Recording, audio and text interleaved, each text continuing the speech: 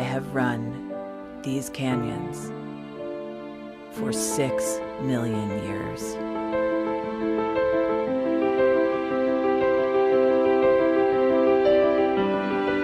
I have traveled from the Rocky Mountains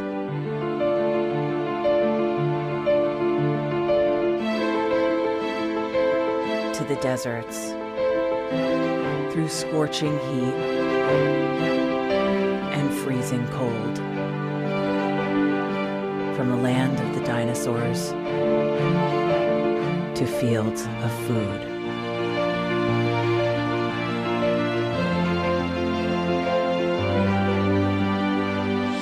I lend my hand to 7 states, 2 countries, 9 national parks, and 36 million people across an arid West. I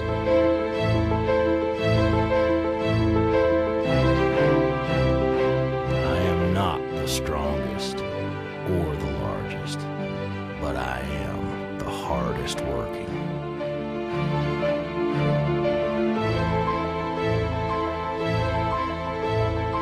People love me. My playfulness, My beauty.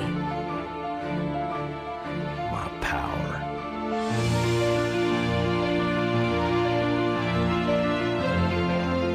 My life.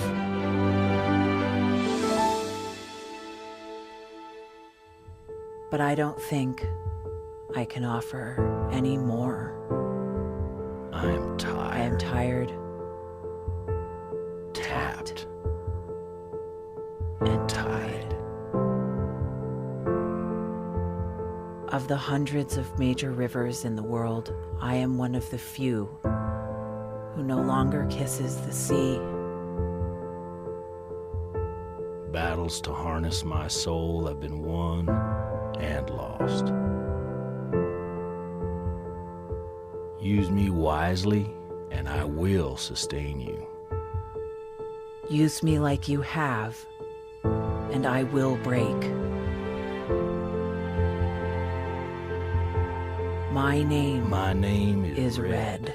The Grand River Red. The American Nile. The Canyon Maker.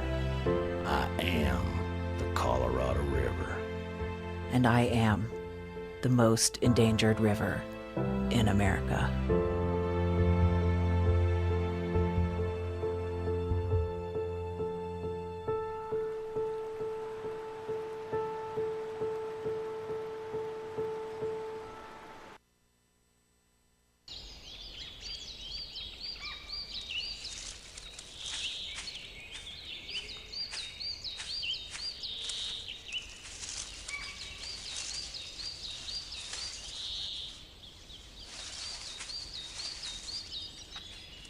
At Earth Justice, we defend the environment in the courtroom. Join our fight. When you take a seat, you take a stand. Earth Justice, because the Earth needs a good lawyer.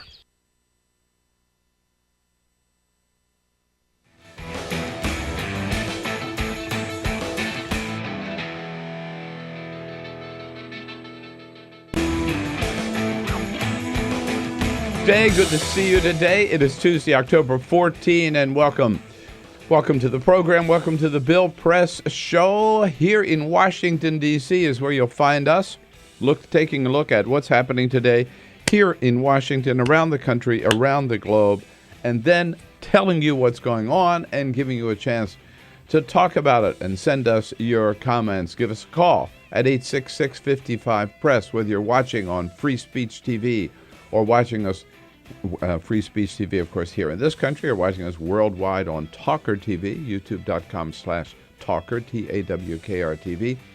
Give us a call at 866-55-PRESS. Send us your comments on Twitter at BP Show, or on Facebook at facebook.com/Bill Press Show.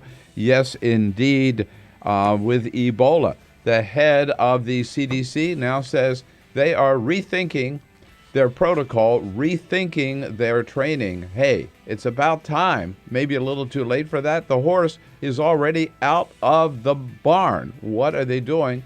They want us to have trust in our healthcare system. Well, we want to have trust in their healthcare system, but so far it's been one mistake after another. Talk about mistakes. ISIS, nobody's talking about them anymore, but they haven't gone away. In fact, reported yesterday that the two provinces on either side of Baghdad are now, for the most part, held by ISIS. They took one town yesterday, which is only 8 miles from the capital. Could Baghdad be in danger of falling to ISIS? And big news out of the Vatican, where a synod of bishops convened by Pope Francis has said that the church should be more open to gays and lesbians, to divorced people, and to people who are living together without being married, cohabitation. What a revolutionary change for the Catholic Church. We'll talk all about that today and take your calls again at 866-55-PRESS. Good to have you with us. This is the Bill Press Show.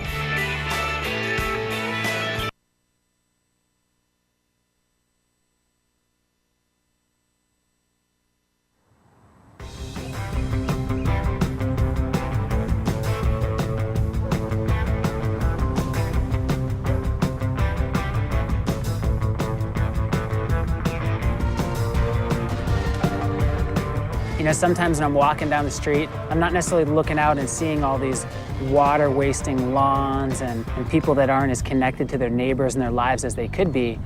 I'm walking down the street looking, going, edible oases, rainwater, fed landscape, and just looking at the possibility of these sort of landscapes up and down the streets of neighborhoods and communities all across this world.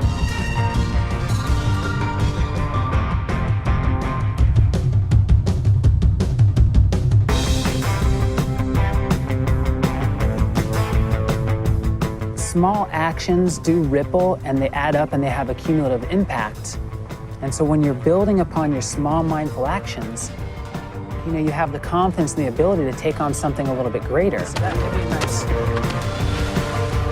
This, in the context of where we're at as a planet with climate change and these really big issues and people that are more disconnected and less skilled than ever, it becomes even more amazing and powerful how much of a solution this is to design these ecological gardens and to come together with shared vision and shared voice. There's never been a time where your choices have mattered more. Doing something as simple as us transforming a landscape creates a model that anybody could look at far and wide, and you're sharing food and connecting and building skills together in your own neighborhood. It's a richer way to live in normal times, but in the new normal of climate change and erratic weather and economic upheaval, it becomes essential. Whether it's me, you, Gandhi, Che, MLK, Willy Wonka, whoever, past, present, or future, the power of our daily actions is all that we have.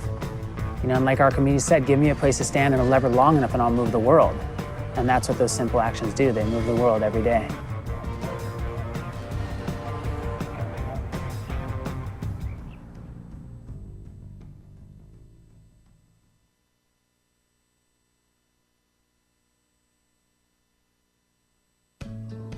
You wouldn't let money just blow out of your house. So when your AC or heater is on, make sure the doors, windows, and fireplace flue are shut tight. If you're headed out, turn down the AC or lower the heat by 10 degrees. And always keep your water heater set at 120. A little bit of common sense goes a long way. Get more great tips at energysaver.gov. So, I'm kind of new here, but I've noticed a trend. My human does this funny thing where she goes around and gets all my toys, and then she hides them in that basket by the door. But it's always the same basket, and it's always in the same place. And then she acts so surprised when I find them, but, she's putting them in the same basket. Again. It's like, hello, that's where you put it last time. You were the worst at hide and go seek.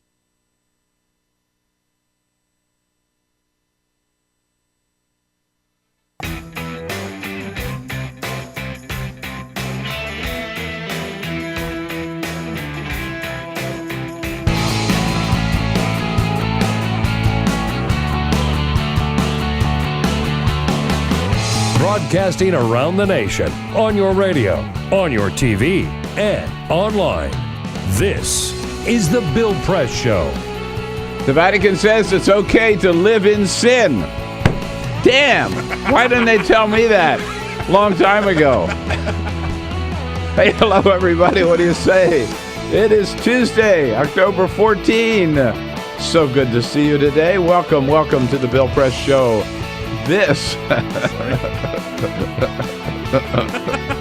Are we ready to go yet or not? No. Are we ever ready? You know, we're not ready. You just have to start. Yeah. That's the thing. Hello, everybody. Nice to see you today. We'll get there. We'll catch up with you sooner or later when you're ready to go.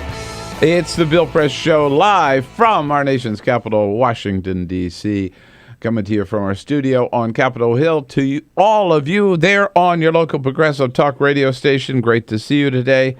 And we are there with you also, looking at you on Free Speech TV, nationwide on your progressive talk radio, and nationwide on Free Speech TV. Also, I hear people ask all the time, so how can I watch your show, or how can I listen to your show? Well, we try to tell you, if you're lucky enough to have a good progressive talk radio station where you live, there we are. If you're lucky enough to have a satellite dish, there we are on Free Speech TV. But there are some other options, right? We've got the big app of TuneIn and the app of iHeartRadio, and download either one of those and listen to the show. Or you can go to our video stream on any of your electronic devices, TawkrTV, TAWKR, youtube.com/TawkrTV, and with there you go. So there's just no excuse, right? It's 2014. We've got so many different ways you can reach out and touch the Bill Press Show. Everywhere. We're working on smoke signals. We don't quite have that down. We don't have that down yet. Smoke signals and Morse code coming in 2015. Exactly. Yeah, then we'll be everywhere. Peter Ogburn and Elisa Murphy here, the whole team today, starting off. Hey. Hey, good morning. Yeah, Alicia Cruz here, too, to take your calls. She says cranking up the old phone system. 866-55-PRESS is the toll-free number. And Cyprian Bolding, our videographer as well, got us looking good on the video cam. So we are, damn it, ready to go. Yes, indeed. By the way, Joe was on the road yesterday. The candidates, they've sort of made it clear they don't want, I hope it doesn't hurt his feelings too much. They don't want President Obama to go out on the road with them because, his popularity, I think they're making a mistake. It's the president of the United States, after all. And the people don't like Obama.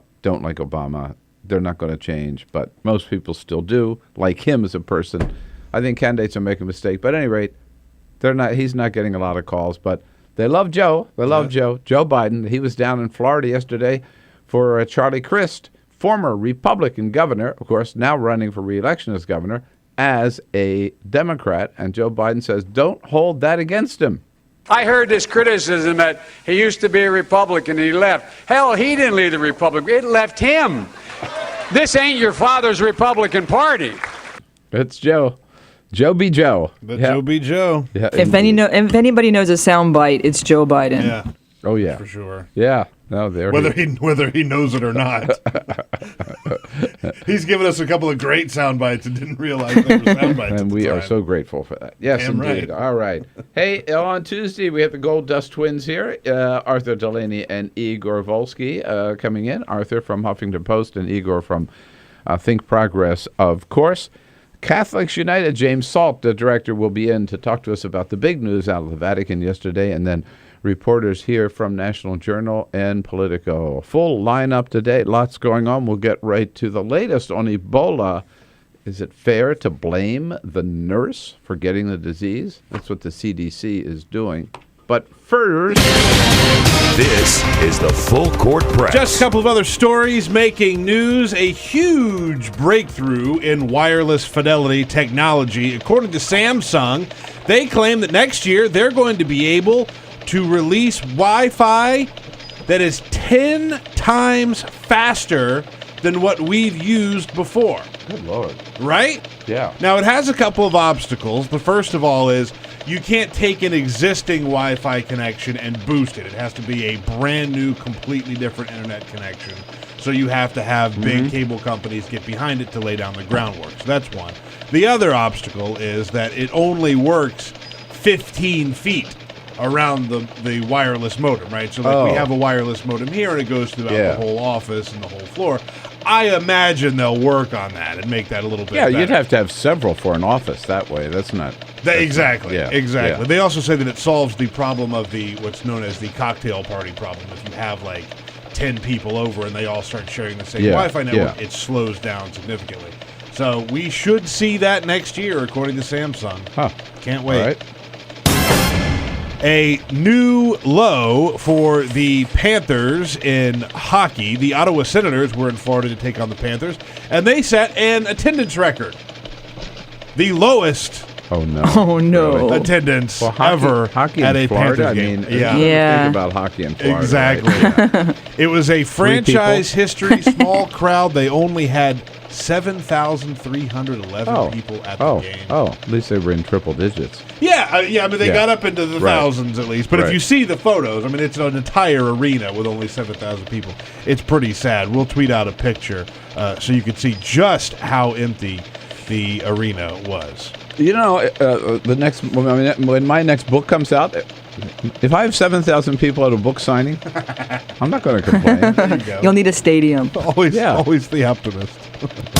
And pest control company Orkin has released the cities with the biggest rat population. Oh my God. Oh, New York. Any guesses? Well, it's got to be New York and Washington, D.C. You would think. Number one is Chicago. Oh. Shout out to WCPT in Chicago. You have the biggest rat population in America. But there are a lot of nice people in Chicago. A lot of nice people. Well, when you're talking rats in Chicago, we're talking about two different things. Okay. You know, I mean, right. I just with want the to make history clear there. here. Number 2 on the list is Los Angeles. Get out No of here. way. Right? I didn't think that was a big rat problem in LA. I lived in L.A. I don't remember ever seeing a rat in L.A. Number 3, you would think, New York has got to be up there, right? Washington, D.C. is number 3. New York is number 4. We have more rats here than New York City. Per capita? Is that what it is? capita. I'm not sure I believe that. But anyhow. Okay. But there are a lot of rats here. There are a lot of rats here. Right. L.A.? A lot of rats down on K Street. Yeah, I know. All right. Yeah, the latest on the Ebola front, still troubling. We talked about it yesterday, but want to get back into it today because, it's sort of become, and I hadn't thought about it so much until I listened more and thought more about what Dr. Tom Frieden, the director of the CDC, said Sunday when he revealed the news of a healthcare worker at the Dallas hospital. We now know her name is Nina Pham, 26 years old, I believe, who contracted the disease. She was one of the healthcare workers caring for Thomas Eric Duncan, the man from Liberia who died at that hospital. And when he started, let's listen again. He starts his news conference, and I was there on Fox News on Media Buzz with Howie Kurtz when listening in on the set, listening in with Howie and the other panelists when the news conference started. And he started off by announcing, okay, we have this first case, homegrown case in the United States, and here is what we think happened. I think the fact that we don't know of a breach in protocol is concerning because clearly there was a breach in protocol. In other words, notice, first thing out of his mouth, blame the nurse. The breach in protocol is sort of a euphemism for saying she screwed up, right? She did something wrong. She didn't do things the way she was supposed to do. Well, think about that. First of all, we don't know. She doesn't know that she did anything wrong. He could not tell us what she did wrong. He's just assuming she did something wrong without having any facts. And the other thing is, if there's anything wrong, maybe she wasn't trained right by the CDC or by the hospital staff as to how to really protect herself. So yesterday, Frieden comes out and says, okay, we're going to not start from scratch, but we're going to totally rethink that's how we approach this and rethink how we're training people. That's the headline in the New York Times this morning. Does this give you a lot of confidence in them? CDC rethinking methods to stop the spread of Ebola after a nurse has been infected. Here's Frieden yesterday. Our staff there now are watching as patients put on and take off all of their protective garb. They're retraining staff in how to do that safely. So they're retraining staff. Now, so what does that mean, right? On CBS News last night, I saw Anthony Fauci. You sort of the two National Institutes of Health and the Center for Disease Control. Tom Frieden in Atlanta, head of the Center for Disease Control. The other, we don't have a Surgeon General right now because Republicans have blocked it, which is, by the way, a real issue. Now if we ever needed a Surgeon General, it's right now to kind of be on top of all of this. But Anthony Fauci is the other main health professional, leading health professional in the country. I saw him on CBS News last night talking to Dr. John LaPook, and he said the training on this is so important, training people is so important. And he said it takes a couple of weeks of training, 2 weeks of training. Do you think the people at that Dallas hospital had 2 weeks of training? They could not have had time for that. No way. And how many hospitals around the country have gone through, with the staff, and how many hospitals around the country have gone through 2 weeks of training? And so without that, of course we're going to see mistakes made. Of course people won't know exactly what to do and may not even have the equipment. I really was glad to see the Nurses Association really step up yesterday and say, hey, don't blame us. Here's Katie Romer, she's with the National Nurses United. We were pretty upset to hear that the nurse seemed to be blamed for, failing to follow a protocol. No one could say what had happened, and yet their initial reaction was to blame a nurse. And so Katie Romer also says, we've been demanding this kind of training and equipment for months and months. We have been requesting training, equipment, the highest optimal level of equipment, including hazmat suits, for a while, and we have not received adequate training. We have not received the face-to-face training we've requested. So I think, it's pretty clear here. You can't blame the nurse. You can't blame the nurses. You can't blame the health professionals, the healthcare workers. You've got to blame either the hospital administrators or the CDC for not being prepared and not being on top of it. And, maybe they didn't think it might come to the United States. Well, they should have. They should have been ready for all of these possibilities. But if they weren't, and if they were caught blindsided, they shouldn't have been blaming this one nurse for the first for the first case. So I guess the question really is this morning: can we still have confidence in the CDC after the first thing Frieden does is blame the nurse, and the second thing he admits is our training wasn't sufficient. So now we're rethinking our entire approach to this disease. I mean, this virus. They're the ones that we're trusting to keep us safe. They're the ones we're trusting to protect us. They're the ones we're trusting to prevent an outbreak of Ebola here in the United States. I got to tell you, they don't inspire a lot of trust and confidence in me. I don't know. How about you? 866-55-PRESS. And one final point is, I mentioned the hospitals earlier. Tom Frieden has also said that with this training, and they're sending equipment out, that every hospital in the United States will be ready in case anybody with Ebola or with, they think, symptoms of Ebola walks in. I don't believe that for a second. It's impossible. I think it's totally impossible. And it seems to me that what they ought to be thinking about, I love your comments on this too, is in every region of the country, there's one hospital that's sort of designated, right, as the Ebola center. And anybody with any symptoms would go to that one hospital where people would be trained and they would have all the equipment. But it's just not going to be possible for every little hospital anywhere. You go over the Eastern Shore, leave Washington, D.C., go over I'm not dumping on the Eastern Shore, but I mean, you get away from the major population, the major cities and everything, let's face it, your hospitals just don't have the same level of equipment and the same level of quality care. Yeah. Just a fact. So I think, rethinking. Yeah, it's about time they're rethinking. Again, but the problem is the horse is already out of the barn. You have confidence in the CDC? 866-55-PRESS. Let's talk about it Tuesday morning. This is the Bill Press Show.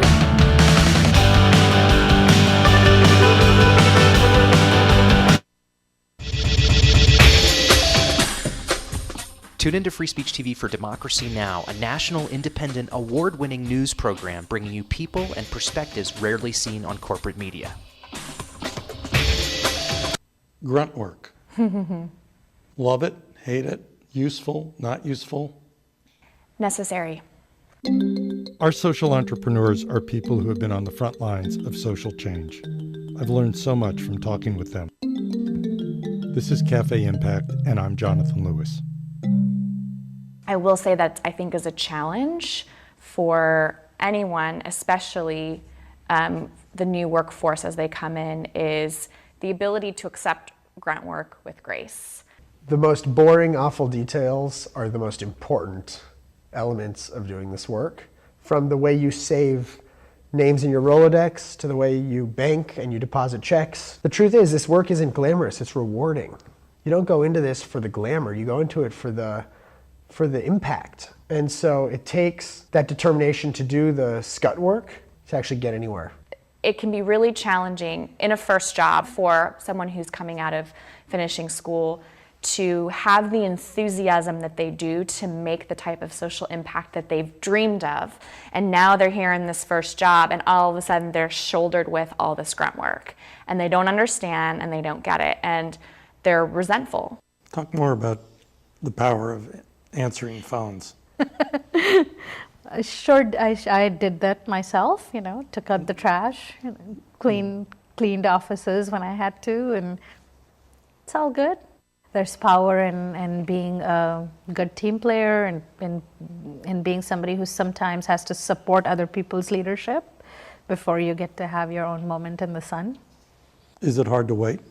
It is absolutely hard to wait, especially if you're an alpha female like I am. I think grunt work can help a new employee build trust internally and teach them the nuances of how an organization is run so that they can have a real good sense of what HR is doing, what finance is doing, what all the other departments are, and that actually makes them a better employee in the long run. So in my role on a daily basis, I literally can be looking at a new venture in software. We could be looking at a microfinance deal. I could be making coffee, taking out the trash, and riding a tractor on any given day. Have you found people who thought it was demeaning that they were given this job, work in the front office and make the coffee when they graduated with all A's from this great university? And, people like that just don't last very long in our world. If your approach to life is that, you're so smart and you're such a fabulous entrepreneur that you can't understand why people aren't giving you opportunities, it's really hard to advance.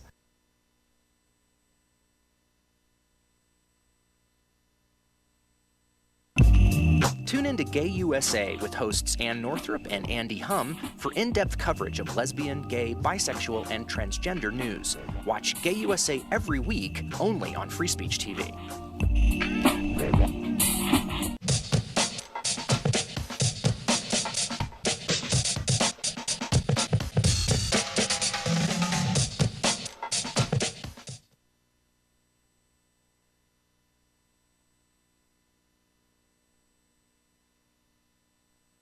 So this is my computer. This is your computer. Let's go on the internet. Let's go. Click it. Yes. Okay. I cursor in between the R and the E. Pressing down, I want you to just push the period. She's gonna love me all over again. That's it.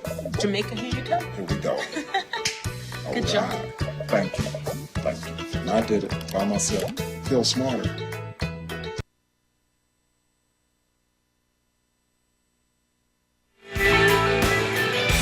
The Bill Press Show. 25 minutes after the hour. I got to admit, I have a soft spot for two professions, nurses and teachers. I think they are people who do the most important work in this country. don't get paid nearly well enough for it. Our son Mark is a nurse practitioner, so it's real personal with me, and I hate to see the CDC say, well, if this dumb nurse had only done the right thing, she never would have gotten Ebola. How about if maybe the CDC had done a better job of informing, educating people, and training people and providing the necessary equipment? Maybe she would not have gotten Ebola. This goes back to what you've been talking about, whether or not you trust the government to get something like this done. I mean, they clearly didn't prep their people. I want to trust them. Sure. Yeah, we all want to. Anthony Fauci, Thomas Frieden, I've always thought of them. They know what they're doing. Put ourselves in their hands. And then they got two screw-ups right from the get-go here. Mary is in Woodbridge, Virginia. Hi, Mary. What do you say? Hi, Bill. I would like to see some investigation of the hospital. I think the hospital is the one that dropped the ball, certainly not the nurse. But Dallas, Texas, that's a hugely populated area, and very professional, a lot of professional, and they dropped the ball. That's pretty scary. Well, I think they did, but I think the CDC has a role here too. But here's the thing, Mary, back to what I was saying about hospitals. If that big hospital, right, one of the biggest in the country, could drop the ball, as you put it, think about all these little regional hospitals and how ill-prepared they are for something like this. Well, you're absolutely right about that. I definitely agree. But see, I like to see regulated business, period, because of stuff like this. Yeah, well, it shows that we need it now. Yeah, they're rethinking the way they've been training people to deal with Ebola. Do you still have confidence in them? Out in Chicago on WCPT. Hello, Dave. Good morning, Bill. Yeah. I'm going to hit you with the double header here. All right. First, I'm a professor of nursing. Whoa, okay. Second, I'm an ER nurse by training. Wow. All right, you know what you're talking about. When we get trained on hazmat situations, we get trained one full day, 8-hour day, and that's it every 2 to 3 years. That's not enough. Whoa. That is certainly not enough. Wow, Dave, so good to hear from you. I'm sorry, I wish we weren't out of time because I'd love to talk to you more about this. But I heard Anthony Fauci last night say that this training ought to take 2 weeks. They get 1 day every 2 years? Oh, my God. This is the Bill Press Show. So this is my computer. This is your computer. Let's go on the internet. Let's go. Click it. Yes. Okay. I cursor in between the R and the E. Pressing down, I want you to just push the period. She's gonna love me all over again. That's it. Jamaica, here you go. Here we go. Good job. Thank you. And I did it by myself. Feel smarter. So, I'm kind of new here, but I've noticed a trend. My human does this funny thing where she goes around and gets all my toys, and then she hides them in that basket by the door. But it's always the same basket, and it's always in the same place. And then she acts so surprised when I find them, but, she's putting them in the same basket. Again. It's like, hello, that's where you put it last time. You were the worst at hide and go seek.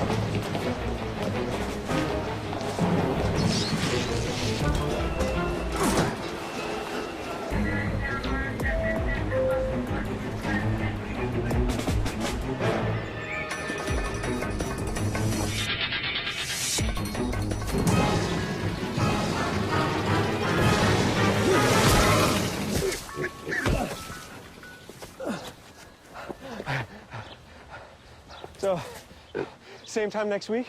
Well, of course. Put away a few bucks, feel like $1 million. For free tips to help you save, go to Feed the Pig.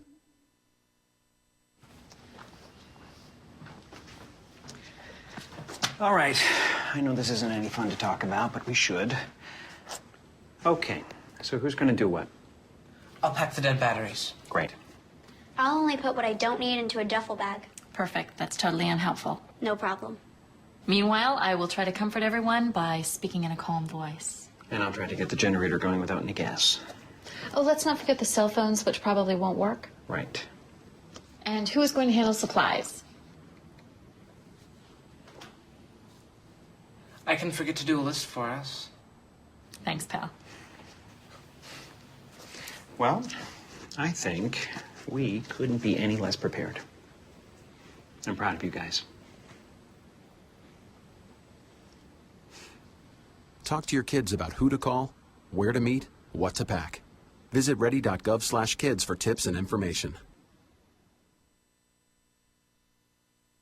Hey, thanks for stopping by. You know, I followed your character since the first episode. I'm a big fan, big fan. Thank you.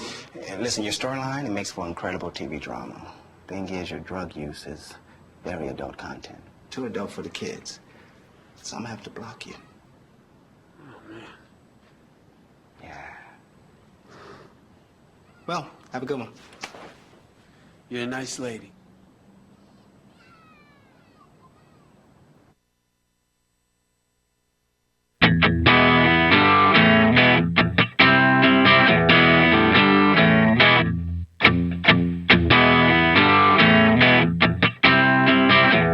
On your radio, on TV, and online. This is The Bill Press Show.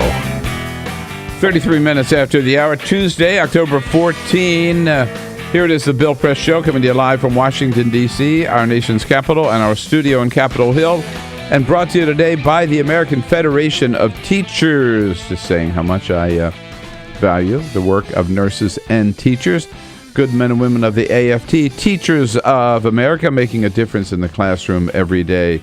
You bet, under President Randy Weingarten, and you can check out their good work at their website, aft.org. And here he is on a Tuesday. We know why you're here, to see the champion of the downtrodden from Huffington Post, Arthur Delaney. Hello, Arthur. Good morning. Hey, good to see you. You're looking good today. Thank you. Wow. Right. So what do you think of this headline from the, you have become the Ebola I'm helping out on Ebola. Editor-in-chief or whatever at Huffington Post. And so we've been told for the last week, we know what's going on. Relax. We got it under control. Everything's under control. We're doing the training. We got the procedures. We got the protocol. Then we hear there's one case in Dallas, and we pick up the New York Times and the Washington Post today, and the headline is CDC rethinking methods to stop the spread of Ebola. Hey, I wrote that same headline for the Huffington Post. And what kind of confidence does that give you in the CDC? I understand why it's disconcerting that there was a transmission of Ebola in the United States. Not unexpected, by the way, right? I mean, it wasn't. They said this would probably happen. The sort of this frustrating thing about this case is it's a health worker, and they said there had to have been some breach in protocol, because we understand how Ebola is transmitted, and we took every precaution to prevent that from happening. And the CDC director, Dr. Frieden, said, they said yesterday this must have been a breach in protocol. People blame the nurse. And people were upset about that. So he was like, "Listen, I'm sorry. I didn't mean to scapegoat the nurse, but still, there had to be some kind of breach." But he said, "We don't know what it might have been." The thing people are fixating on now is that maybe it wasn't while they were caring for this man, Thomas Eric Duncan, who died, who was emitting all sorts of bodily fluids that nurses had to clean up. Maybe it was after they're taking off their gloves, their masks, their gowns, and then while they're handling it after they've taken it off, it's contaminated. Maybe they touched the stuff then and got infected that way. So that's the best theory right now, but we don't know. But I mean, for the CDC, who again supposed to be on top of this and ready for any outbreak of any virus, any disease, anything that could hit this country, they got to be thinking ahead. So one case hits the United States, and they say, "Oh, we got to rethink we got it wrong. Basically, we got to rethink our entire protocol." Yeah, well, Jesus. but what he's talking about there is not rethinking really the whole enchilada. We don't know of what care. he's talking There's about. diagnosis, and there's care of infected people. So diagnosis, rethinking that means just making sure everybody has it on their mind in hospitals, so that we don't have another situation like we did with this one in Dallas, where a person shows up with a fever and says, "Hey, I was in West Africa." Yeah, and then I'm a little worried about it. And they're like, "Oh, you're fine. Go home." Yeah, go home. Right. Okay, so we don't want that to happen again. First breach of protocol. Right. Yeah. The second thing is, how do we care for them? And that's where the CDC, they have their protocols, but they didn't necessarily give hands-on training to everybody. So what he said yesterday is, we're going to do hands-on training. That doesn't sound like a real improvement, but if what they had done before was basically send everyone an outline for how to do it and then let them post it on the bulletin board, no. We're going to have hands-on training for how you put on your gear and how you take it off and get rid of it. I mentioned that I saw Dr. Anthony Fauci, head of the National Institutes of Health, on CBS News last night, who said that adequate training to deal with something like this, 2 weeks. 2 weeks of training. Wow. These nurses did not have anything near that. No, they didn't. We, just before you came in, we had a call from Dave, an ER doctor, a nurse in Chicago, who said they get in the ER, right? They're trained for something like this, where they have to wear the hazmat suits and deal with that. They get 1 day of training, 8 hours, every 2 to 3 years. So there you go. So hospitals are not prepared for this. No, but they can be. So this is what. I think it's important for people who comment on these things to be concerned, and sure, it's disconcerting, as long as you're not doing the panicky freak out I agree. thing that high level people are doing. Yeah. People in Congress. I know, and they're just trying to scare people, and there's also a big effort to blame this on Obama. I've said over and over again, no need to panic, but there is cause for concern, and I want to trust the CDC and I want to trust the NIH when I hear Tom Frieden say, Rethink. Rethink. It makes me. I think Tom Frieden and the other people who speak at the CDC press conferences. Now let's talk about somebody else who's just totally wacky. Here is a United States Senator. Okay, first of all, I just want to get this is a pet peeve of mine, all right? It's Sunday morning. We're planning our Sunday morning show. We don't care what the hell we're talking about. We're going to get John McCain on because John McCain knows everything about everything and is an expert on everything. So CNN, talking about Ebola, calls on freaking John McCain from Arizona. It's like here's me John on McCain. Tuesday mornings. I would say that we don't know exactly who's in charge. There has to be some kind of czar. Oh, we need a czar, right? Remember, it wasn't so long ago that the Republican Party's main theme against Obama was he had too many czars. He had a czar for this, a czar for that. And they all said, no, what a hell of a way to run a railroad. Now, John McCain, we need a czar. Well, yeah, Republicans who have, the ones ridiculous. Who have publicly been really concerned about this, do take a sort of big government approach to it. And I think the most important example is the ones who are saying, ban the flights. Ban all flights. Have the government shut down travel to the affected countries in West Africa. Just one other point on this czar, which I think is so ridiculous, is, okay, maybe if we need somebody in charge, how about a Surgeon General? Why don't the Republicans in Congress approve President Obama's nomination for Surgeon General? I don't recall ever a Surgeon General nominee being shot down. Maybe. And that's a totally typical thing for this Senate. This administration. Yeah, you've got your nominees. You can't have them, and so we don't have a Surgeon General. The Surgeon General would be kind of a czar. He's a public health czar, right. Essentially, I mean, that's basically what the job is. right? The idea is John McCain wants the Obama administration to do things that look busy. Yeah, the best idea is give John McCain a Sunday off. In fact, give him a couple of years. Let him come in on Tuesdays on the Bill Press Show. No, because you know more than he does about anything. I don't know about that. Let's say hello to Mary, calling from Schererville, Indiana. Hi, Mary.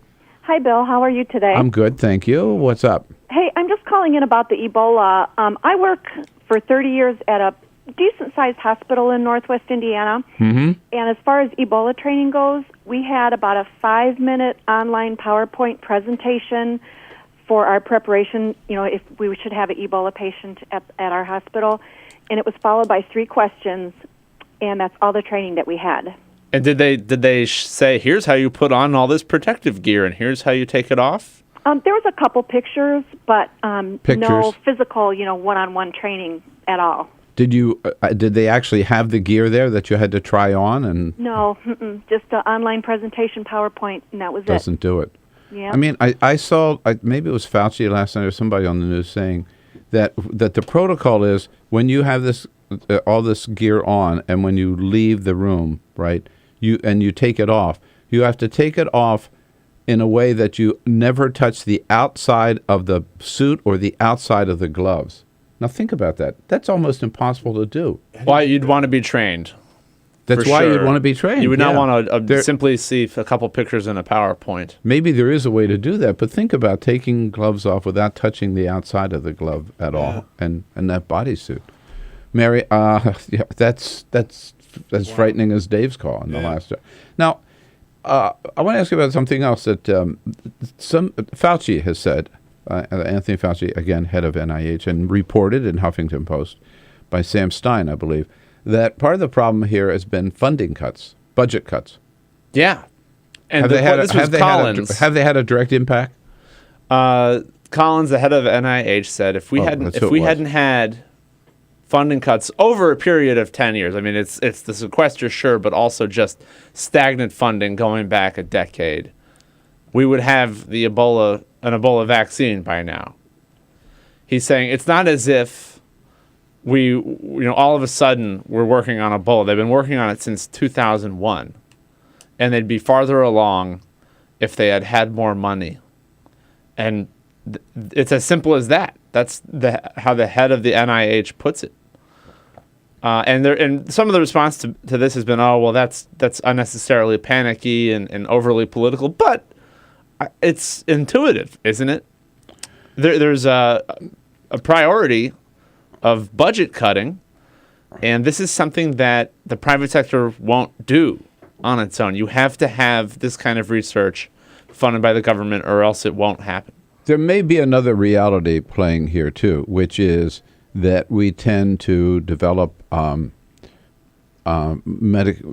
medication or drugs to deal with diseases that affect Americans, and until now, right, that has not been our problem. And so, I mean, sounds crass, but I'm sure some of the thinking is, why do we care about a disease that's only affecting poor people in Africa or some other part of the world? If it ain't here, it's not a priority for us. That's got to come into play as well. Absolutely, and that's the debate over the travel ban reflects that dynamic completely, because the people who want the ban are saying, listen, we won't have Ebola here if you don't let people travel here from where Ebola is happening. We had one transmission here. It's nothing. There have been 8,000 in West Africa, in Sierra Leone, Guinea, and Liberia, and like 8 people in Nigeria. So that's where it's an epidemic, not here, even though people are buying rubber gloves and hospitals are now worried. It hasn't happened here yet. But if you don't want it to happen here, you can't just close the borders. You have to mitigate it where it's happening, or else we will constantly be living under the threat of someone with Ebola coming here. Because you couldn't even really ban travel. I mean, there are no direct flights from these countries in the first place. In the first place, right. Arthur Delaney here from Huffington Post. We're talking about the latest with the CDC director yesterday saying, you know what? maybe we didn't get it right. Maybe we better rethink our whole approach to Ebola. Give you confidence in your government, in the CDC. 866-55-PRESS. We'll be right back. This is the Bill Press Show.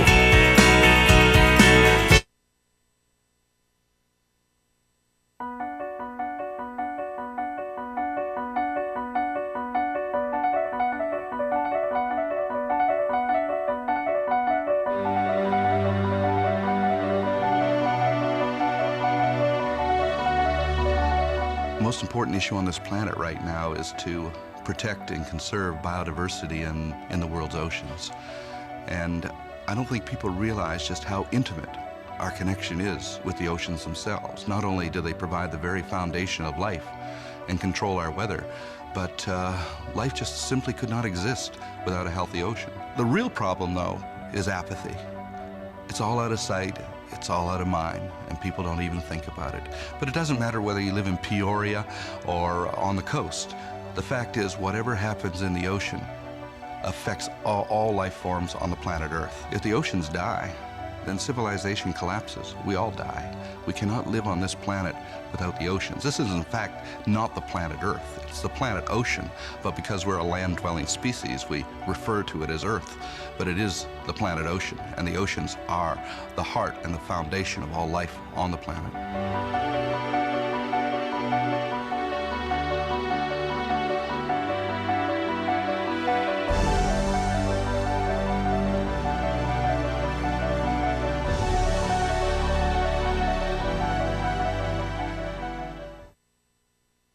Two anti-government, self-described revolutionaries have shot up a pizza restaurant as well as a Walmart in Las Vegas.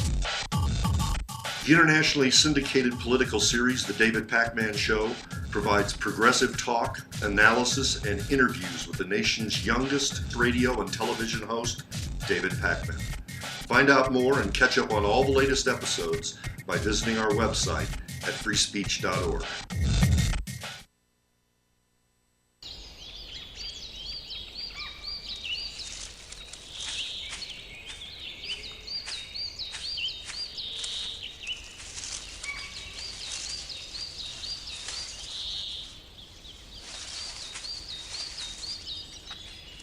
At Earth Justice, we defend the environment in the courtroom. Join our fight. When you take a seat, you take a stand. Earth Justice, because the Earth needs a good lawyer. Tune into Gay USA with hosts Ann Northrup and Andy Hum for in-depth coverage of lesbian, gay, bisexual, and transgender news. Watch Gay USA every week, only on Free Speech TV.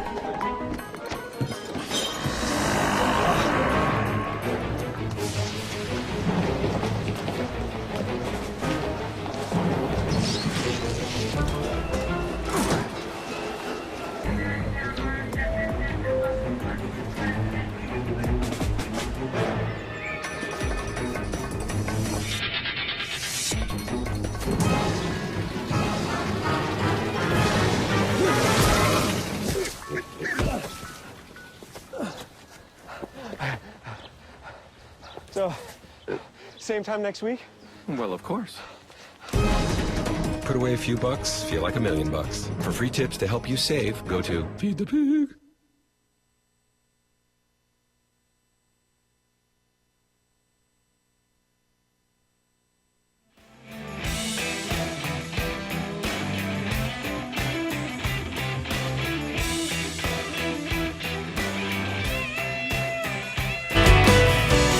Here we are at 9 minutes now before the top of the hour. Arthur Delaney here from Huffington Post, huffingtonpost.com, and sign up for HuffPost Till, a very irreverent look at the day's wrap-up of the day's news. But not irrelevant. No, definitely not. But I like the style. I always have it sort of sassy and in your face. It's good. Yeah. It's excellent. It's just like Arthur. All right.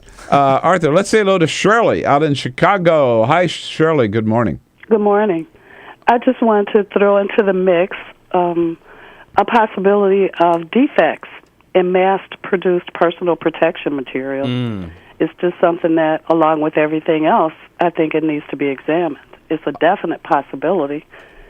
I don't think there's any way you could deny that. Right? Shirley, There are has you to be. a nurse? Are you a nurse? Yes, I am. And what kind of training have you had, Shirley? Mostly in recent years, online training. You know, some time ago we used to do a big OSHA thing that would take a day or two, and they test you and so on and so forth. I think those days are kind of over. Defects in gear is exactly what the striking airport workers at LaGuardia were complaining about last week. And I interviewed a woman whose job it is. You know, they clean the cabins of planes. Shirley, thanks for the call, by the way. Yeah, go ahead. Yeah, and this woman has to help a truck that siphons human waste out of the plane, and she says they give them rubber gloves that just break instantly. So that is a common concern, a legitimate concern. And I what does the CDC say? Kind of equipment people should have? Should they double glove it? I know Tom Frieden would say, no, don't do that. That could make it even worse. Legitimate concern. It just seems to me that, and I don't know, I'm not a nurse, never worked in a hospital at all or whatever, but online training for this kind of protection against personal contact, online training doesn't cut it. And right? that's what when he made this big rethink quote, he said, what we're doing now is hands-on training. So training by a person. I'm thinking back. I was a volunteer fireman for 2 years, okay? 2 of the best years of my life, all right? We learned to fight fires. You know how we learned to fight fire? By fighting fires. We would go out to sites where they would set a house on fire or set a car on fire or something like that. And then we would fight that fire. We didn't do it online. That's my point, right? I can't imagine learning that online. I can't imagine learning this kind of protection online. Oh, sorry. So that's part of the rethink. They're not going to do it online anymore. They're going to train. They want every hospital to think Ebola. Since in the unlikely event that someone shows up at one of these hospitals flung across the country, here's the problem. Ebola. Here's the problem. The rethink, the horse is already out of the barn. But we can't blame the nurse. And Arthur, I don't blame you either. Thank you. And Bill, I don't think you have Ebola. Thank you for coming in today. Take again, your Arthur. temperature twice a day. Good to have you with us. Thank you for having me. We'll be right back. This is the Bill Press Show.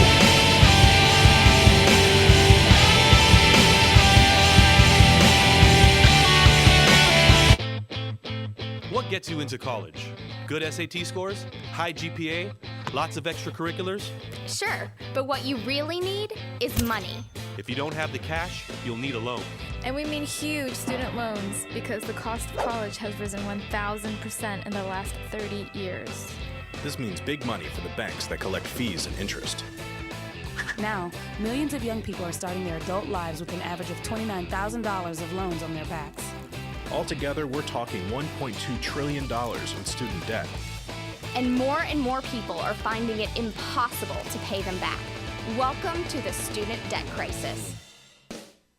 The increasing demand for higher education and cuts to state funding gave colleges a huge incentive to keep inflating prices. I graduated about a year ago, currently in $35,000 of debt. I am in debt about like $25,000. I owe $23,000. I owe over $50,000 in student loans. 38.8 million Americans owe money on a student loan. and the biggest names in banking are making huge profits off the booming student loan industry. Sallie Mae, the largest provider of private student loans, made $949 million last year. They only give you about 6 months to look for a job. You have to start paying back the loan. It's very pressuring, especially nowadays. It's very hard to find a job. Over half of the students graduating in 2012 could not find a decent paying job. They either had low-wage jobs or unpaid internships or were unemployed altogether. So you can't make the payments. You start incurring late fees, which makes the loan even harder to pay off. And it stays with you for years, even decades. Right now, a third of the people who started repaying their loans are delinquent or in default. That's 13.7 million people, more than the populations of Chicago, New York, and San Francisco combined. Worse, it's not just the borrowers who are in trouble. Many loans require co-signers. So if the student is unable to pay, that co-signer, a father, a mother, or a grandparent, is now on the hook. Even a grandparent's Social Security benefits can be garnished to pay the loan. We should have an answer to this. If you get really behind in your car payment or your credit cards, you can file for bankruptcy. But Congress has made it nearly impossible to discharge student loans through bankruptcy. Big institutions make big profits while students try to make ends meet under crushing debt. Is this how we want our education system to work? The whole point of going to college is to get the career you want, but lately I've been discouraged because no one can afford school. You get a job just to pay off your student loans. We need higher education, not higher debt. Sign up to end the student debt crisis at higherednotdebt.org.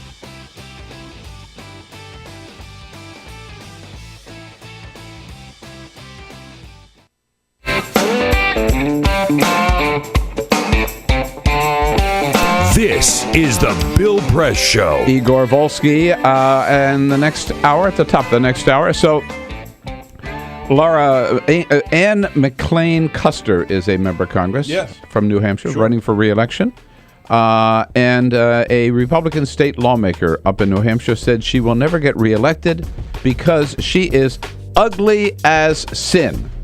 Oh. And good looks matter in politics. Yeah, in fact, he said she looks like one of the drag queens that he sees at a bar that he sometimes passes in Montreal. Man. I mean, come on. What an ugly guy he is. I'll bet you he's ugly as sin. This is the Bill Press Show.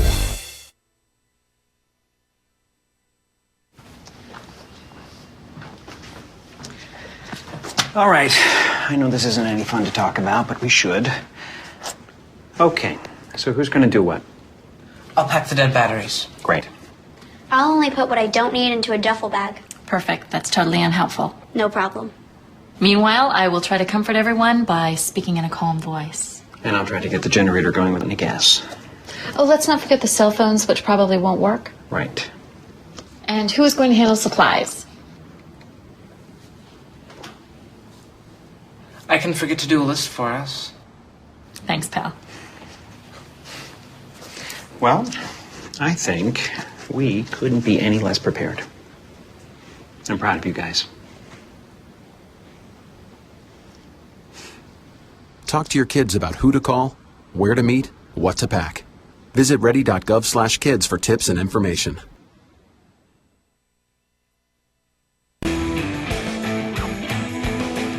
Day, good to see you today. It is Tuesday, October 14, and welcome. Welcome to the program. Welcome to the Bill Press Show. Here in Washington, D.C. is where you'll find us, taking a look at what's happening today here in Washington, around the country, around the globe, and then telling you what's going on and giving you a chance to talk about it and send us your comments. Give us a call at 866-55-PRESS, whether you're watching on Free Speech TV or watching us Free Speech TV, of course, here in this country, or watching us worldwide on TawkrTV, youtube.com/Tawker, TAWKR-TV. Give us a call at 866-55-PRESS. Send us your comments on Twitter at BP Show or on Facebook at facebook.com/Bill Press Show. Yes, indeed, with Ebola. The head of the CDC now says they are rethinking their protocol, rethinking their training. Hey, it's about time. Maybe a little too late for that. The horse is already out of the barn. What are they doing? They want us to have trust in our healthcare system. Well, we want to have trust in their healthcare system, but so far it's been one mistake after another. Talk about mistakes. ISIS, nobody's talking about them anymore, but they haven't gone away. In fact, reported yesterday that the two provinces on either side of Baghdad are now, for the most part, held by ISIS. They took one town yesterday, which is only 8 miles from the capital. Could Baghdad be in danger of falling to ISIS? And big news out of the Vatican, where a synod of bishops convened by Pope Francis has said that the church should be more open to gays and lesbians, to divorced people, and to people who are living together without being married, cohabitation. What a revolutionary change for the Catholic Church. We'll talk all about that today and take your calls again at 866-55-PRESS. Good to have you with us. This is the Bill Press Show.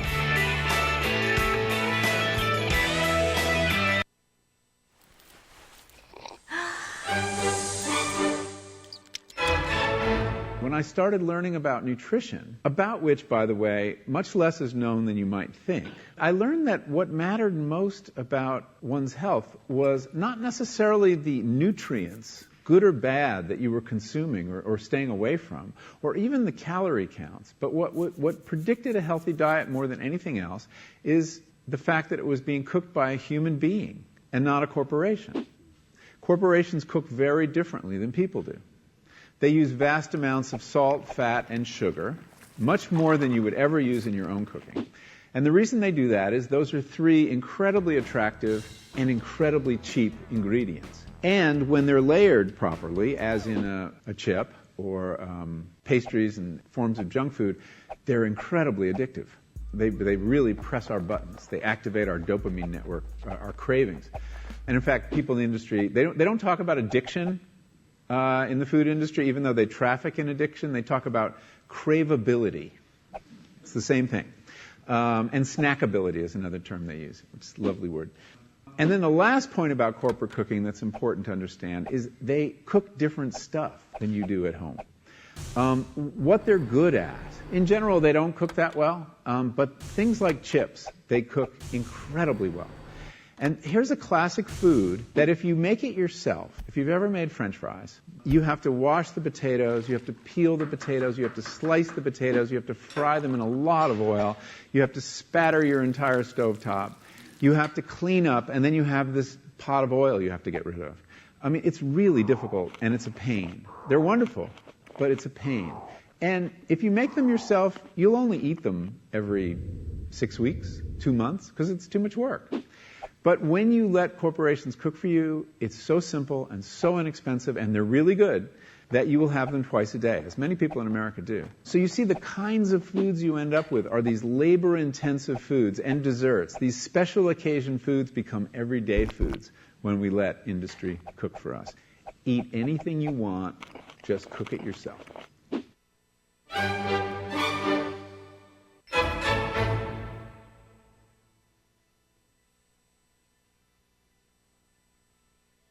Two anti-government, self-described revolutionaries have shot up a pizza restaurant as well as a Walmart in Las Vegas. The internationally syndicated political series, The David Pakman Show, provides progressive talk, analysis, and interviews with the nation's youngest radio and television host, David Pakman. Find out more and catch up on all the latest episodes by visiting our website at freespeech.org.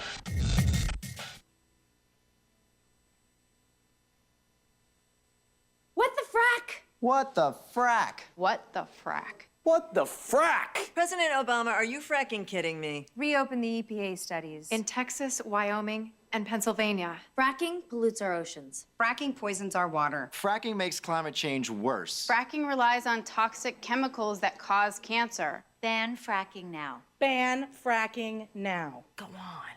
Ban it. Ban fracking now. Please.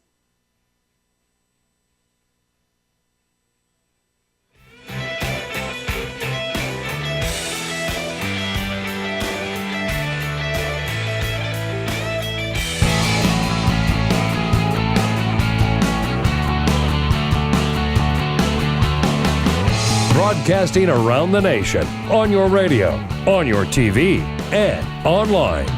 This is the Bill Press Show. The Vatican says it's okay to live in sin.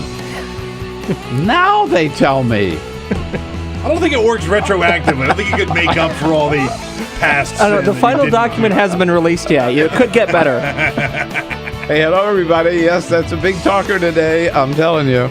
A lot of people living in sin. Very happy. It is the Bill Press Show on a Tuesday, October 14. So good to see you today, and thank you for hopping on board the Bill Press bus as we head out across this great land of ours on your local Progressive Talk radio station and on Free Speech TV. Good to have you with us, whether you're listening or watching. And don't forget, you can join the conversation at any time at 866-55-PRESS. I mean, how many times do you get to speak to Prince Igor here? Igor Volsky from Think Progress in studio this morning. A prince who apparently missed the bus this morning, the Bill Press bus. I didn't know there was a shuttle. We were going to throw you under that bus, but I mean, if you're going to go there. Okay. There's a special bus. I know. The secret is out. Igor overslept this morning. But he's here on time. I know. With time to kill. So, you know, yeah. We have a lot of people who don't oversleep and they show up 10 minutes late and say, oh, traffic was bad, or the metro was... Igor, no excuses. That's right. He woke up late, still here on time. Yeah, but we're going to have to pay for that helicopter. But I knew that helipad was going to come in handy when we were putting the studio together. Everybody else got here on time. Peter Ogburn and Lisa Murphy. Yes, Hey. With Alicia Cruz there to take your calls at 866-55-PRESS. Again, keep her busy, keep her busy, keep her busy. We love that. And Igor Volsky. Keeping us all looking good on our video stream, TawkrTV, and on Free Speech TV. That's Cyprian Bolden, damn it! What did I say? Did I say? I think you said me. I think you gave me the responsibility of keeping you looking good. But did I say Cyprian Bolden? No? It's all right. We'll have to play the tape. Cyprian's here. Cyprian's here. Maybe I overslept this morning. Yeah, you see? Exactly. All right, here we go. Yes, Igor, we are very sorry that your hero, your countryman, your patron did not get the Nobel Peace Prize. I know. Yes. That's why I'm late. David Letterman had something to say about that last night. I don't know if you know this or not, but this is the Nobel Prize season, and today they announced the Nobel Prize, the winner for economics. Winner for economics, the Nobel Prize went to the guy who was selling Derek Jeter's socks for $400. Awesome. Vladimir Putin was nominated for a Peace Prize, but did not win the Nobel Peace Prize. No. Earlier today, he said, "Who do I have to kill to win a Nobel Peace Prize?"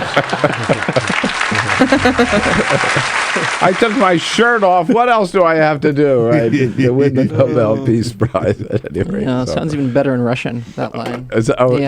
Yeah. Want to try it for us? Igor Volsky is here for the first half hour. James Salt from Catholics United will be in to tell us about some revolutionary news out of the Vatican yesterday, and then reporters in the next hour from the National Journal and Politico. But first...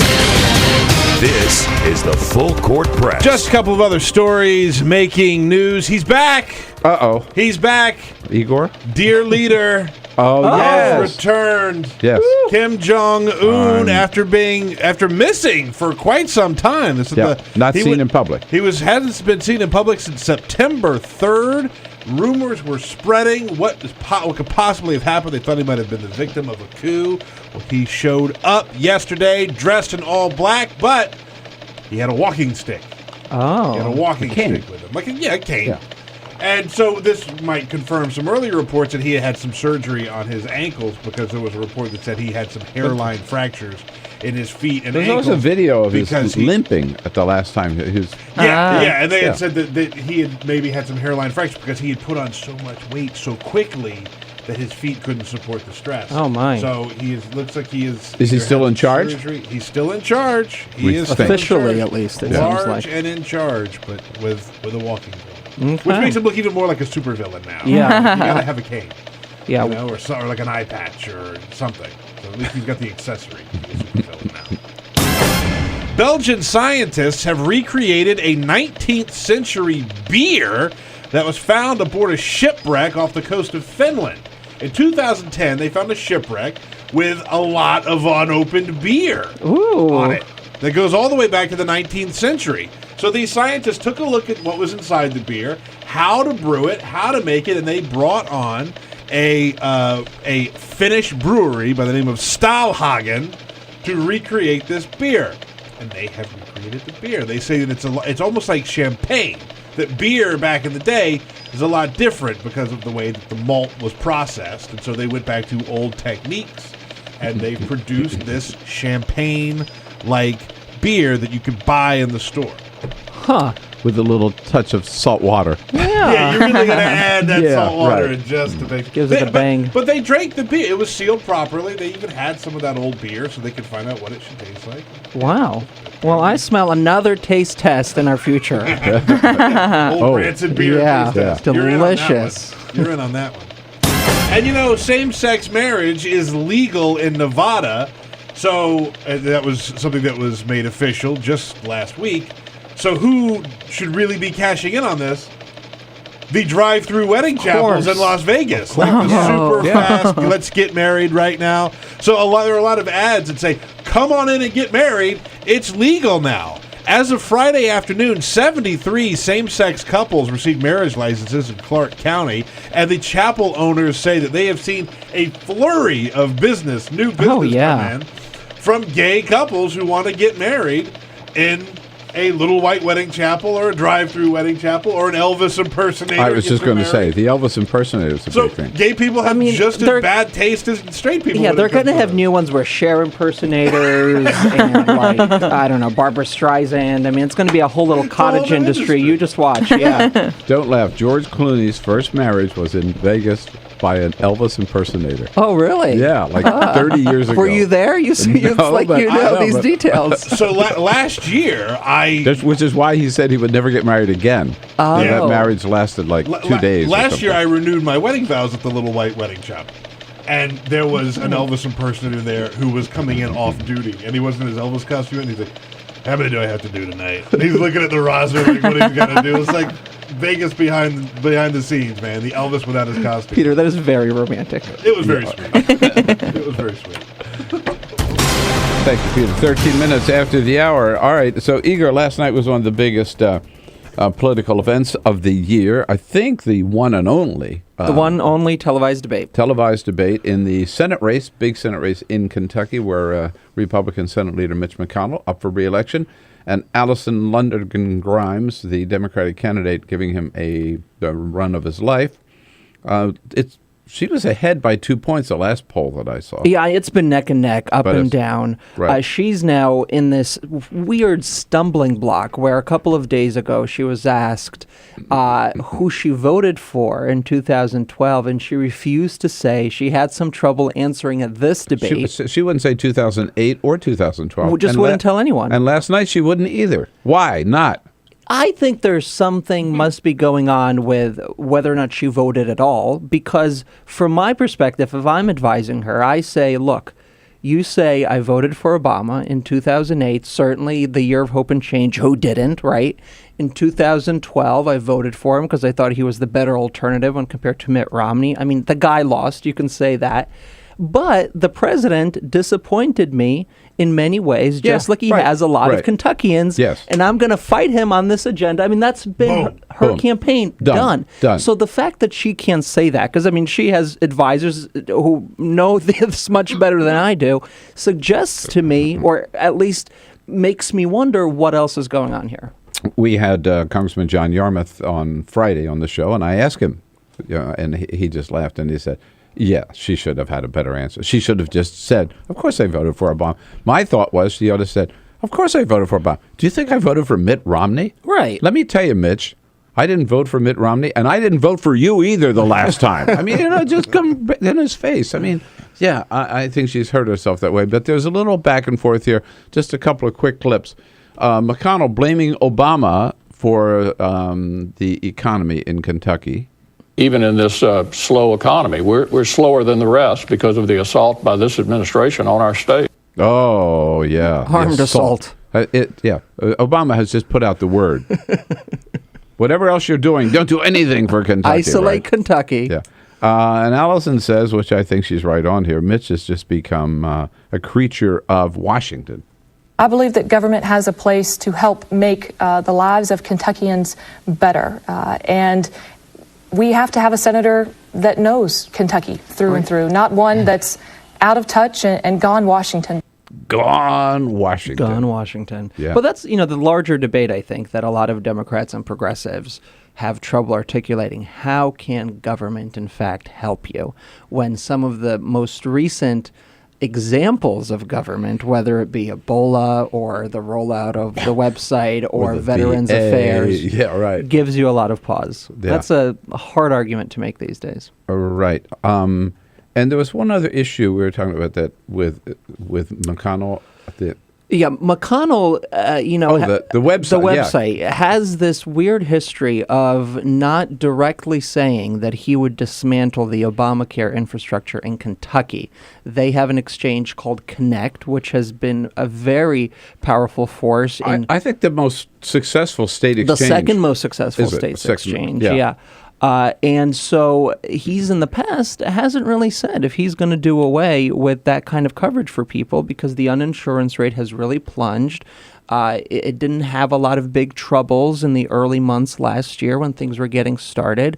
And so a lot of Kentuckians, even conservative Kentuckians, there would be all of these stories about how they would sign up for this thing called Connect, would love it, and then would be shocked to find out that it's actually Obamacare. Yeah, right. So at the debate last night, he reiterated his position that he would root out Obamacare root and branch, as he has said for many years now.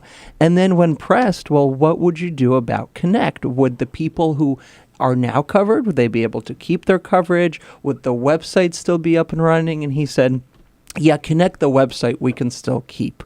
In this effort to kind of divorce the website from the exchange at large, from the real marketplace. He doesn't get it. Connect is Obamacare. Exactly. Right. It's the Kentucky version of Obamacare.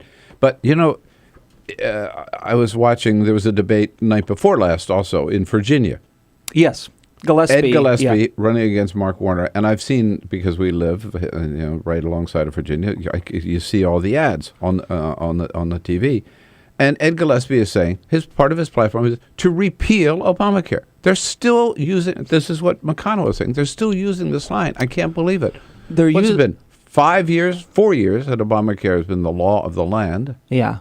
They're using this line in the election, and they're using this line. I don't know if you saw last week, 14 senators, led by my favorite, Marco Rubio, sent this letter to Boehner and saying if you should not continue funding for a certain program in Obamacare in the lame duck session, and suggesting that there could be another government standoff if there's funding past this CR, past the December 11th funding date. Give it up. Obamacare is here to stay, and it's working, and people like it. They've signed up for it. Was it 8 million? 8 million plus, yeah.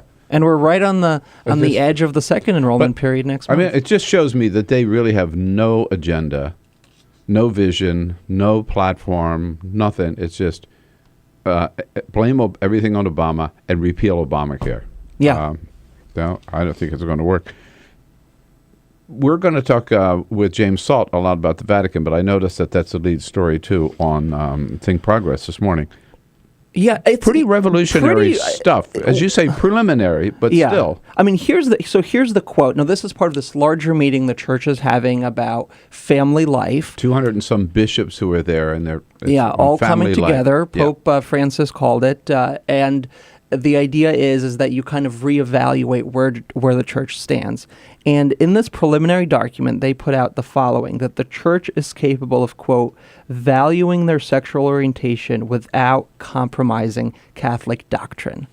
Now, valuing their sexual orientation? Yeah. What? Speaking about LGBT community. No, they tell us. This is, this is a radical departure It's from a radical departure. homosexuality is aberrant, it's evil, it's sinful, boom, boom, boom, boom, boom, boom, boom, right? No place in the church at all. And now they're saying we value their You sexuality. value it, the fact that you can live with it, the fact that it can part of the church. It's a very big step. I mean, it's not the same as marriage equality, but certainly it's at least moving in that direction. And they're also saying the same thing about couples who live together without being married, that they have something to offer and we should accept them into the church. And people who have been divorced and remarried and have been always shunned by the church because you can't do that, no way, no how. And so in those three areas, the church is saying we have to rethink how we embrace these people. The fact that they just leapfrogged over the whole acceptance thing, right? Like, it's not just, okay, fine, we accept it, and you can, fine, okay, like, we've lost that war.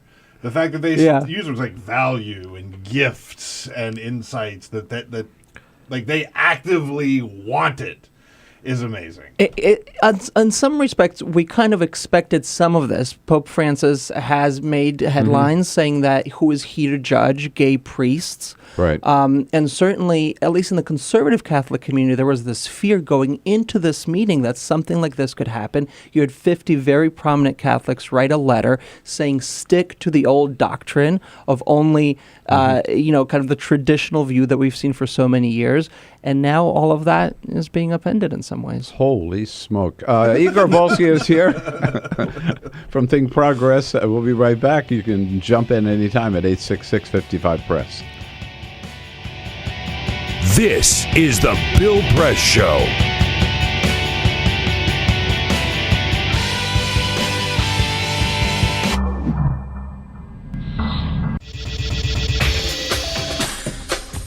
Tune into Free Speech TV for Democracy Now!, a national, independent, award-winning news program bringing you people and perspectives rarely seen on corporate media. I'm the retired bishop with the Episcopal Church as the bishop for all chaplains in federal service. I read that there was a group of people that represented a sense of injustice that I had. We'd lost Zuccotti. I mean, there was a kind of a hope that maybe Trinity Church would be gracious and give refuge. We picked this day where we would gather and demonstrate that Trinity was closing its ears to what was happening. We marched around the block, and I realized that, my goodness, they're carrying a ladder. And I thought, well, this is the moment.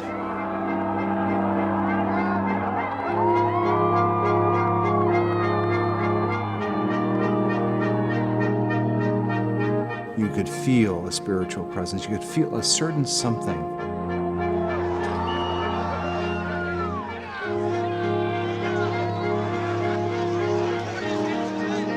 And then the cops came in. It got brutal.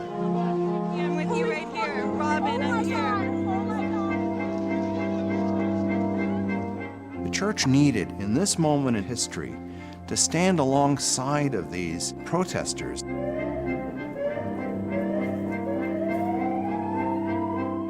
truth of Christ is found in the pews, is found in the institutional church, but it is also found on the streets. It's found in the honesty and the integrity, the insistence of people that you find in Occupy Wall Street.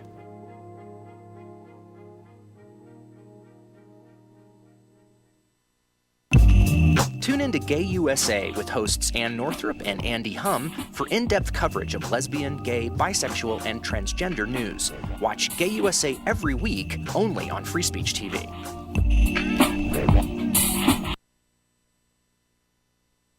Two anti-government, self-described revolutionaries have shot up a pizza restaurant as well as a Walmart in Las Vegas. The internationally syndicated political series, The David Pakman Show, provides progressive talk, analysis, and interviews with the nation's youngest radio and television host, David Pakman. Find out more and catch up on all the latest episodes by visiting our website at freespeech.org.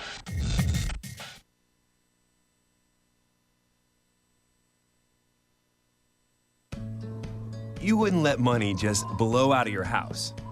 So when your AC or heater is on, make sure the doors, windows, and fireplace flue are shut tight.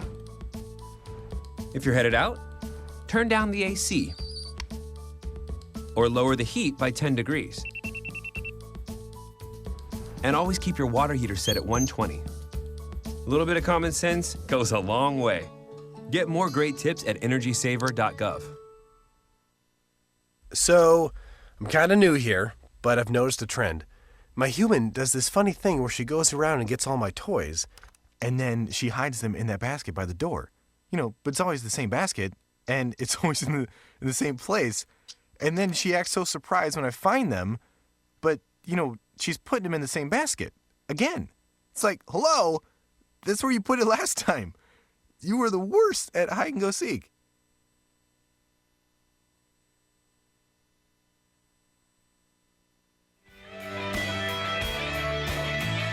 And tweet using the hashtag WatchingBP. This is the Bill Press Show. We'll talk more about the Vatican with James Salt from Catholics United in the next half hour. Right now, Igor Volsky here with us from Think Progress, thinkprogress.org. And Igor, just a little over a minute left, and I wanted to ask you about the Ebola headline today. CDC is rethinking its whole approach to Ebola. Yeah, well, maybe we should do things a little differently after these two infections. What do you think? Plan B? Plan B. Let's go to Plan B. Plan A didn't work so much. Let's do Plan B. On one hand, this is expected. They always said there's probably going to be another case. There's 70 people, we're told, that have been exposed to this first case. Now 70 people exposed. Or the first two, yeah. After the first two. They're stressing that this is not something that is going to that's going to create a great deal of distress because it's ultimately hard to contract. The person has to be very sick. You have to be in close contact with him. And the fact that a medical worker may have not followed all of the protocols, I think speaks to the fact that you need one-on-one training with medical staff across the country over how to deal this. And you need to do that fast and do that now to contain this thing. One would hope, if we're to have any confidence left. Now, well, that's what the nurses are saying. That's what they need. Now, the good news is that a week from today, I'm going to be in Dallas for a special meeting, and we have a very special guest host a week from today on Tuesday. Oh, he might not have a show left. Are you ready for it? Are you ready for this, Igor Volsky? Oh, God. He will be your guest host next Tuesday, so make a date right now to be here. This is the Bill Press Show.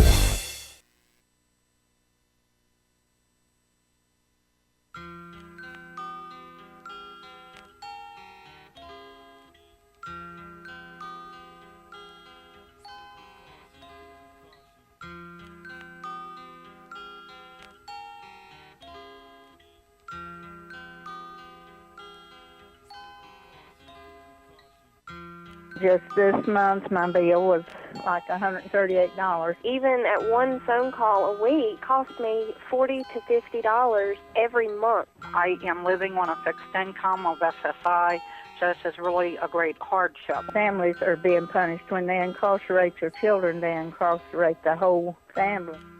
In 2011, the Media Action Grassroots Network, Working Narratives, and Prison Legal News founded the Campaign for Prison Phone Justice, an effort to call on the FCC to address the cost of interstate phone calls.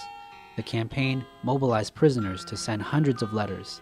Advocates and families filled out postcards, met with elected officials, and signed petitions. Partnerships were formed across the political spectrum and with groups in the criminal justice, civil rights, and public interest community.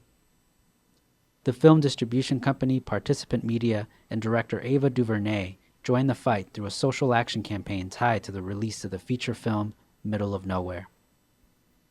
In an effort to push the FCC to act, the campaign hosted a historic rally outside of the Federal Communications Commission where for the first time, families of prisoners, elected officials, civil rights and faith leaders came together to call for an end to predatory phone rates. We're all all held captive when predatory phone companies gouge our families. My son has been incarcerated now for over 10 years, and my husband estimates that in the time we spent over $25,000 on prison phone calls. My hero's not yours, you probably arrested them. Your schools probably neglected them. They spawn thoughts, you probably infected them. Feed us what you feed us, you can lay us next to them. FBI call it major crimes. Babies making babies cry.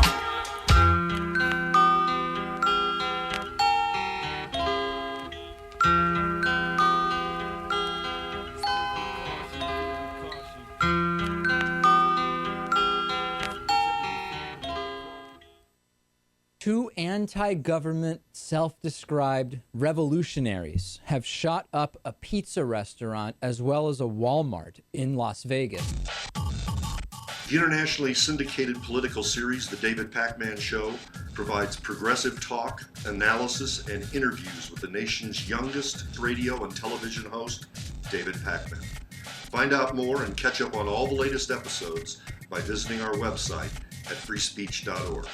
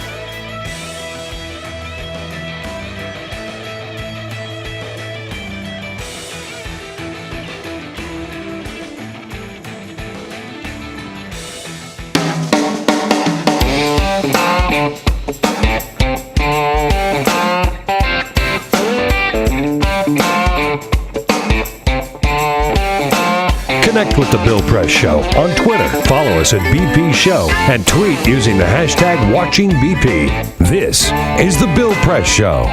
Okay, 33 minutes after the hour, Tuesday, October 14, The Bill Press Show here in our nation's capital and coming to you live all across this great land of ours on your local progressive talk radio station, of course, and also on Free Speech TV and brought to you today by the International Brotherhood of Teamsters.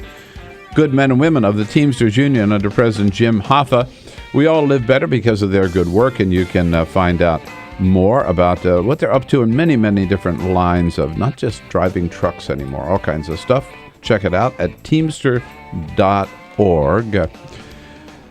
Big news out of the Vatican yesterday is that there's a synod on families underway, convened by Pope Francis, and yesterday they came out with a preliminary report which takes a revolutionary look at the way the Catholic Church has approached families in the past. James Salt, a good friend of our program, has been in many times before, Executive Director of Catholics United, joins us in studio. James, always good to see you. Thanks for coming back. Oh, Bill, my honor. So just tell us, what's the Vatican saying about families, and why is this so different?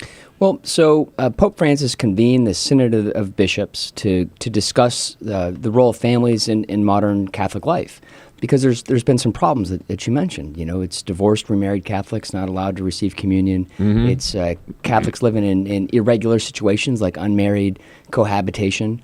Living in sin. Living in sin, as the old school we've says. Always called it, right. And they realized, I think Pope Francis realized that this has been a major impediment to the Church's ability to reach the next generation. Not to mention also, by the way, gay and lesbian couples. Well, that was the big shoe that dropped yesterday. Yeah. Is that, we kind of expected that there would be this discussion about the role of remarried Catholics. That's kind of understandable. Mm-hmm. But everyone I spoke to leading up into the synod had no expectation that Francis would try to push anything relative to the rights and equality equality of LGBT people. And the truth is that the church has a real crisis on its hands. We live in a culture that's overwhelmingly on the side of equality. Millennials today, 70-80% of millennials just have a visceral reaction that we don't discriminate. We don't tolerate treating people unfairly in this day and age. Yet the Catholic Church, in many respects, is on the leading edge of discrimination. Not just in our culture when it comes to fighting Supreme Court decisions or non-discrimination workplace protections, but also within the own governments of our church. Just in Pope Francis's pontificate alone, the Catholic Church in North America has fired 33 people from positions within schools, within churches, for simply being gay.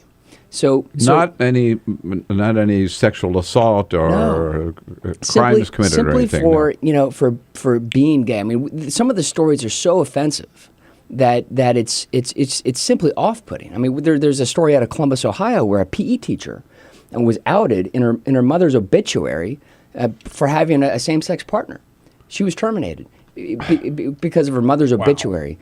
There was a school teacher in Georgia just this past summer who fired a beloved teacher because he announced on Facebook his intention to get married.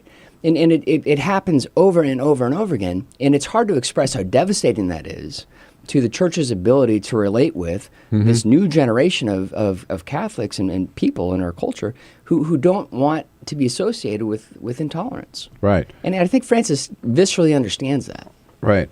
And so the church yesterday, it did not...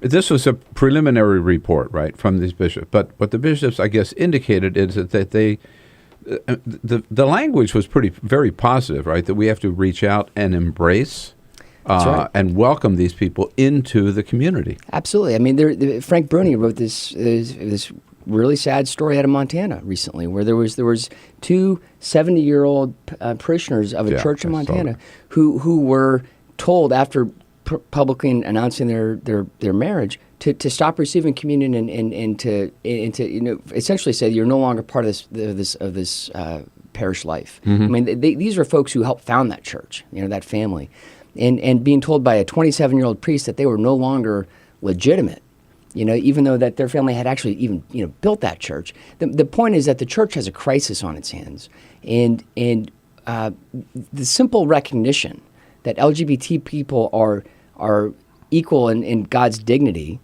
is monumental in terms of a sea change that needs to make its way to every nook and corner of the American Catholic Church. It is absolutely revolutionary and a radical shift in direction, but it only goes so far, right? They say this does not change our basic doctrine. Correct. The church still teaches that homosexuality, as Paul wrote in the epistles, is wrong, and that's a pill that the church meaning a sin. Correct, and the church has to come to terms with that and move past it.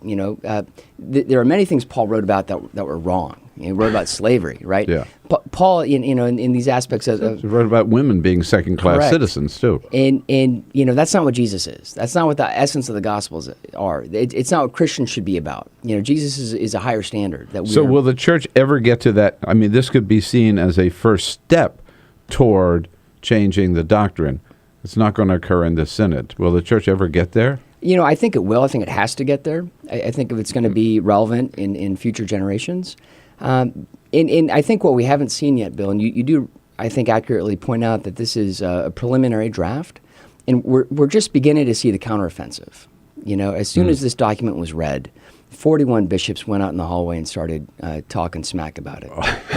And we're starting to see the orchestrated sound machine, the noise machine, gin up the operation, trying to discredit the messenger, trying to diminish the authority of the document. And I think we'll see over the next week that play out. But more importantly, over the next year, this is a year-long process. That's right. This group comes back a year from now, right? After they've been back to their parishes and back to their dioceses and talked to people and gotten all kinds of input and thought it out, right? Reflect on. Then they come back a year from now. That's right. And it's so important for Catholics in the pews to be vocal and outspoken, to resist that counteroffensive, to be a voice of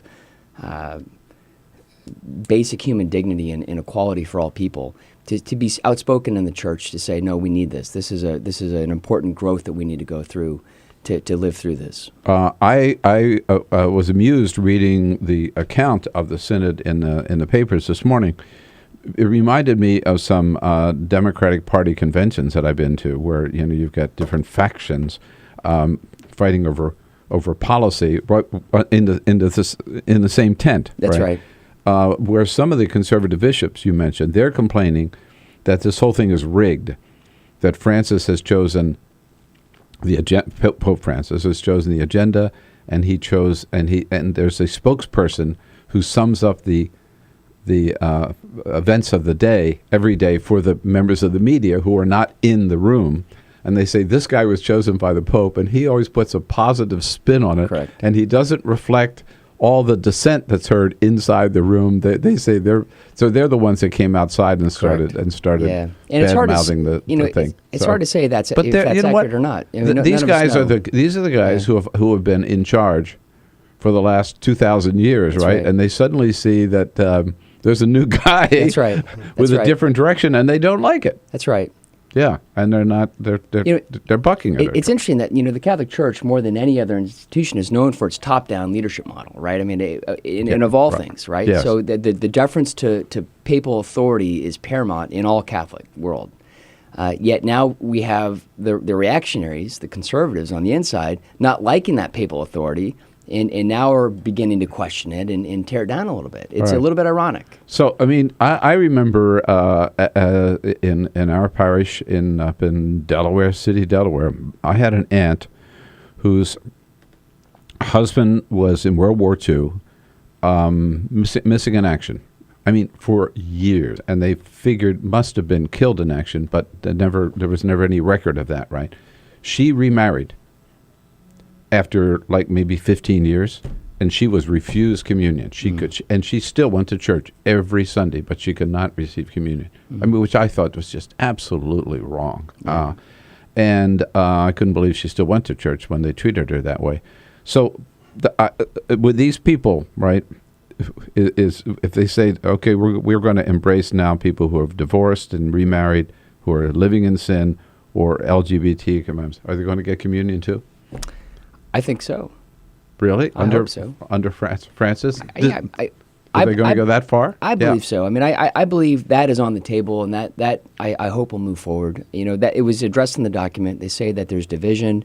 Yeah. It's unclear, which side will prevail. But I think over time, over the year that we're going to, discuss and debate this, I think that's an inevitable outcome. It seems like everything's kind of on the table, right? I mean, with this guy, yeah. It's amazing how far it's come in the couple of years that he's been at the helm. And would you have ever thought that the Catholic Church would not only accept gays but welcome them and like actively want gays to be a part of the church? Like I would have never thought. That old cliche about how long it takes to turn a battleship around. Well, Pope Francis, I think, is showing us that, he's pretty fast as a pilot, right? He's a hell of a captain. He's a hell of a captain, exactly. Pope Francis, definitely showing he's in charge. James Salt is here from Catholics United. Tell us what you think about this. It is a seat change in the Catholic Church. 866-55-PRESS is our toll-free number. We'll be right back. This is the Bill Press Show.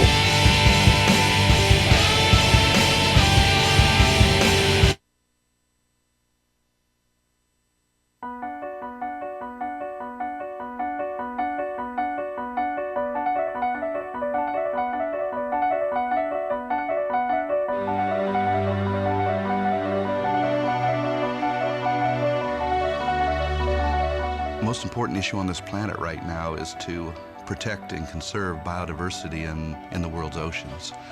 And I don't think people realize just how intimate our connection is with the oceans themselves. Not only do they provide the very foundation of life and control our weather, but life just simply could not exist without a healthy ocean. The real problem, though, is apathy. It's all out of sight, it's all out of mind, and people don't even think about it. But it doesn't matter whether you live in Peoria or on the coast. The fact is, whatever happens in the ocean affects all life forms on the planet Earth. If the oceans die, then civilization collapses. We all die. We cannot live on this planet without the oceans. This is, in fact, not the planet Earth. It's the planet ocean, but because we're a land-dwelling species, we refer to it as Earth. But it is the planet ocean, and the oceans are the heart and the foundation of all life on the planet.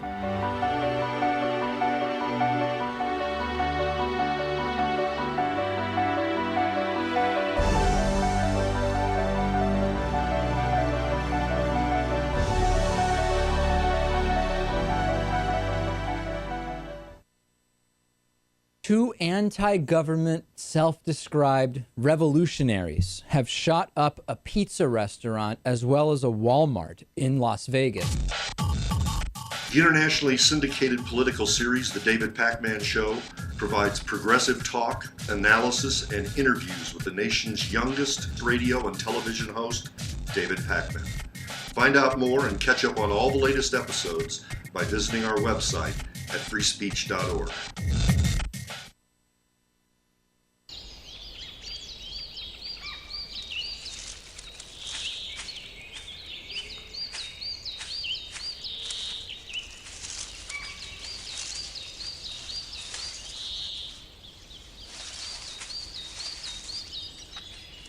At Earth Justice, we defend the environment in the courtroom.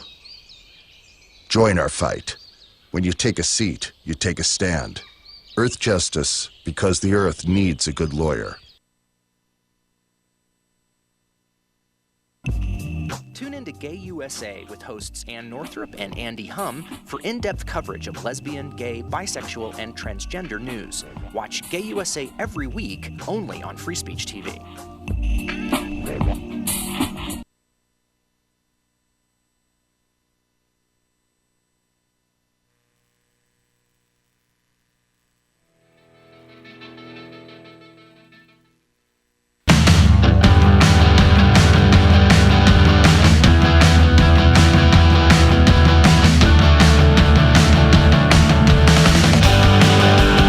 Seen on Free Speech TV and online on TawkrTV. This is the Bill Press Show.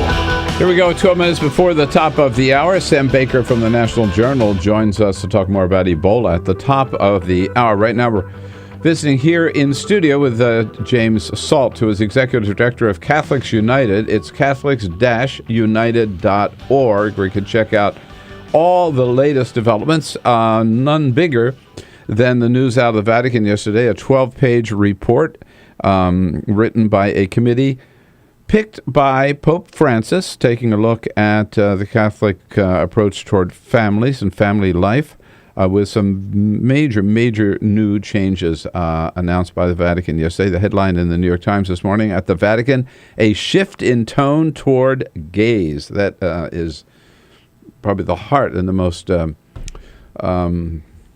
refreshing and new part of this policy, right, James? Absolutely. Now, you know, presidents are not in office that long, but they leave their legacy through the judges they appoint, particularly.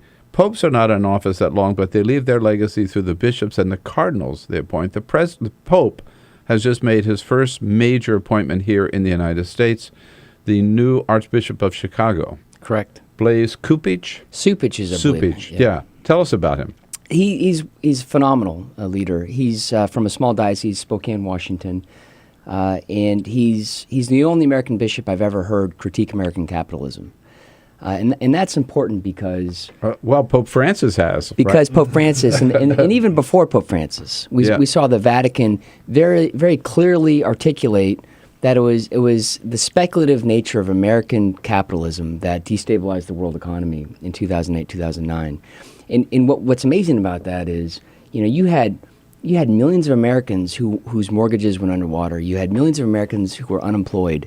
Yet the American Catholic leadership of the church was utterly silent on our complicity in that crisis. Well, they were too busy talking about same-sex marriage and abortion. Right. That's right. Priorities. And this bishop from Spokane was articulate in speaking out about the need to have some moral critique of capitalism.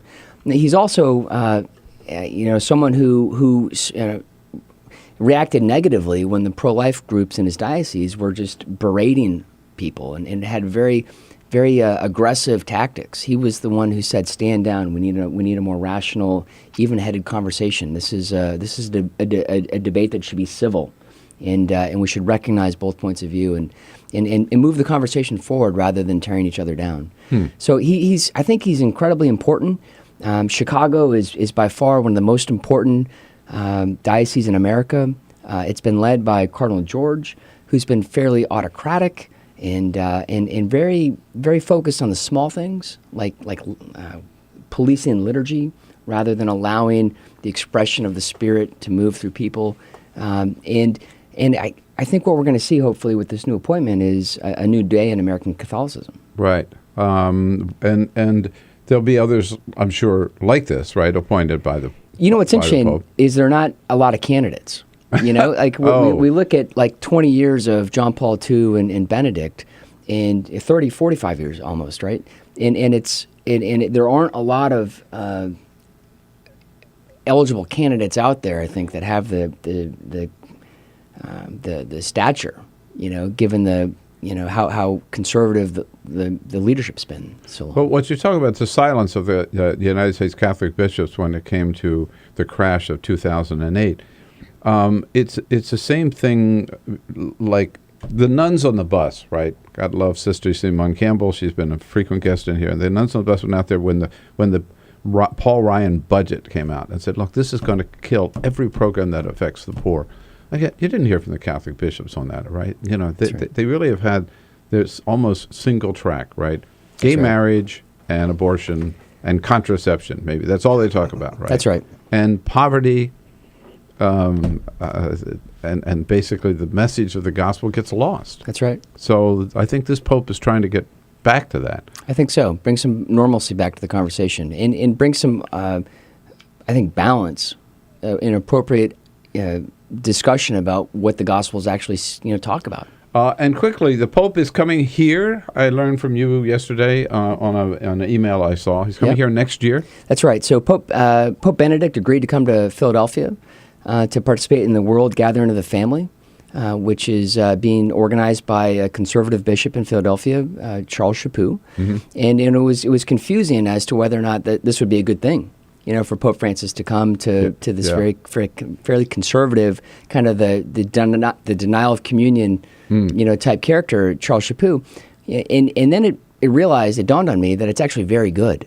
Of all the places this voice is needed, Pope Francis' voice is needed is Philadelphia, and so Francis agreed to follow through on Benedict's invitation to attend this World Gathering of the Family. He'll also be doing a joint session of Congress speech. Speaking to a joint session of Congress next year, that'll be great. And I believe he'll be also addressing the United Nations as part of the heads of state annual gathering that they have there. Mm-hmm.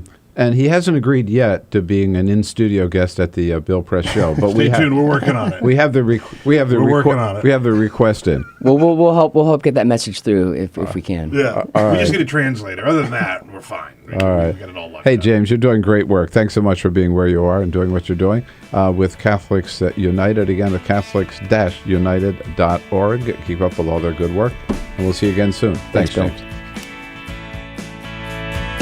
This is the Bill Press Show.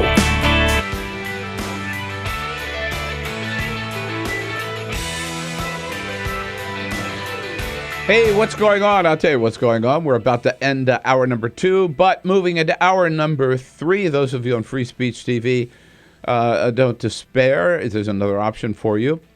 Move over to our video stream, TawkrTV, youtube.com/TawkrTV. And the next hour, Sam Baker from the National Journal will join us. He's been reporting on the Ebola crisis, if we can call it that. And then James Hohmann from Politico will be here to take a look at the 11 big mistakes that have been made so far in Senate races this year. Hour number 3 coming up on TawkrTV.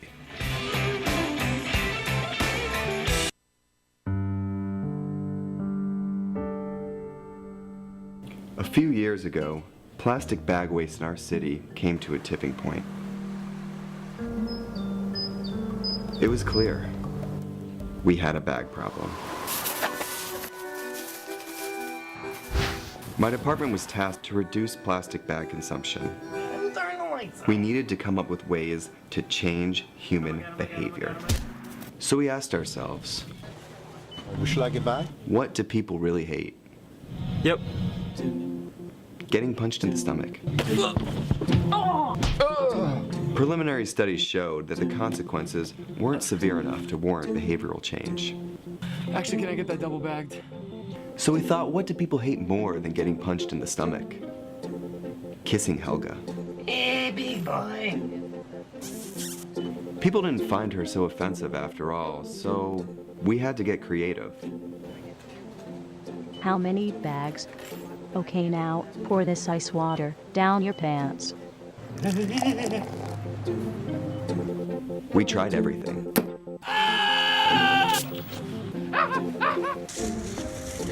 Eat the threat. Defuse this bomb. Even fighting your clone. After blowing through millions of dollars of government funds on research, I came up with a brilliant idea. Why don't we just charge 5 cents per bag? That's a stupid idea. Would you like a bag? Yes. 5 cents a bag. 5 cents? 5 cents? Do I still have the option of getting punched? Honestly, I don't know how everyone else missed it. Why don't you just get a reusable bag?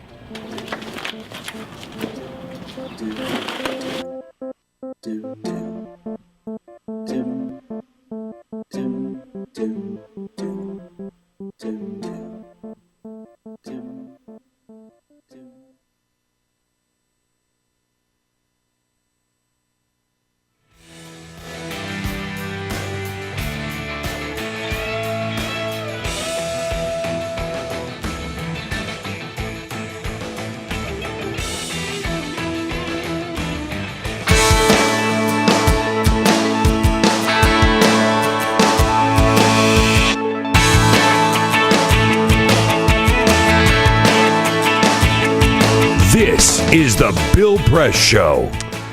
Here we go with the president's schedule today. He is in-house for the most part, gets a daily briefing today. Then he does jump out to Andrews Air Force Base, where he's going to be meeting with a whole group of chiefs of defense from all around the world, a meeting called by General Martin Dempsey, head of the Joint Chiefs. So it's his counterparts from 20-some different countries talking about the threat of ISIS. Then I'll come back to the White House, meeting with senior advisors this afternoon. And then this evening, a fundraising event here in Washington for the Democratic Congressional Campaign Committee. We have our briefing with Press Secretary Josh Earnest at 12:30 today. You can bet there will be a lot of questions about the president's confidence in the CDC and the latest retraining on Ebola. Sam Baker from National Journal joins us to talk Ebola. Top of the next hour. This is the Bill Press Show.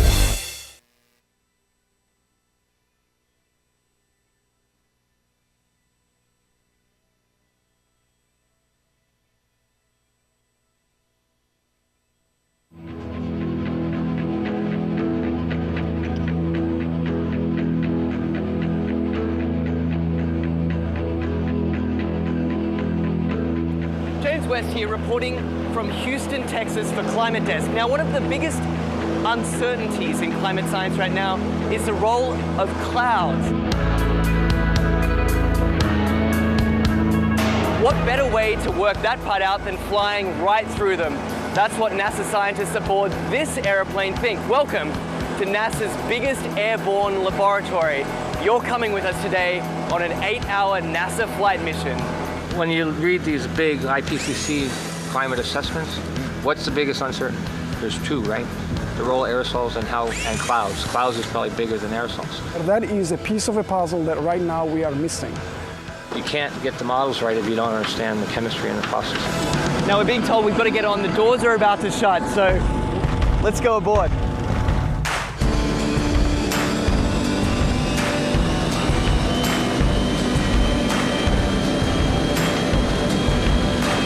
Every time you turn on the weather, every time you hear a climate change prediction, that information has to come from somewhere. And it starts by getting sucked out of the air from planes like this.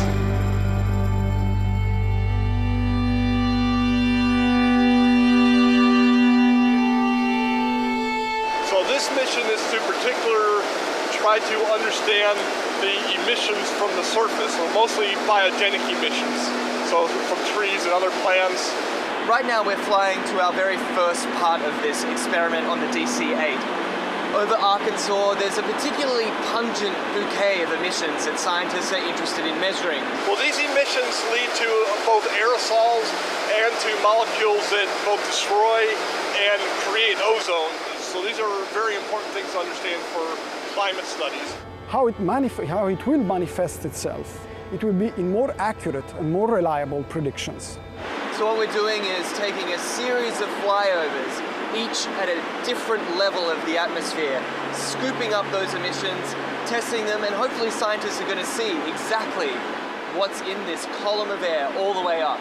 The data that we collect in one flight can keep busy 60 scientists and students for 3 years, 4 years. We're still studying data from data collected 20 years ago.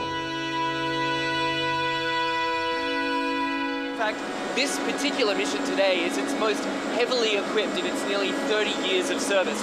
Each one of these consoles here is a specially equipped scientific instrument designed to collect all sorts of different data in real time.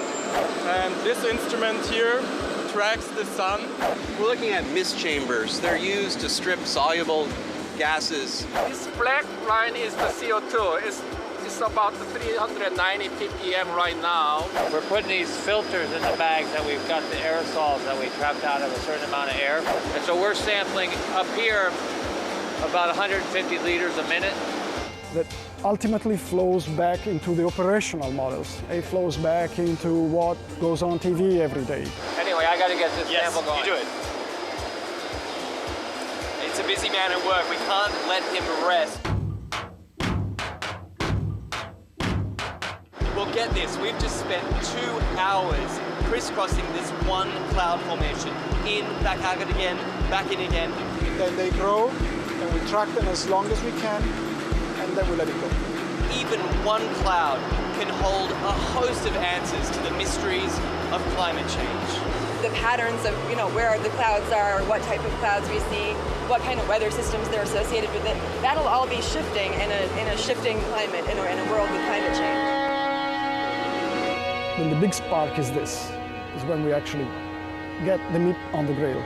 And then it will be some time to process it.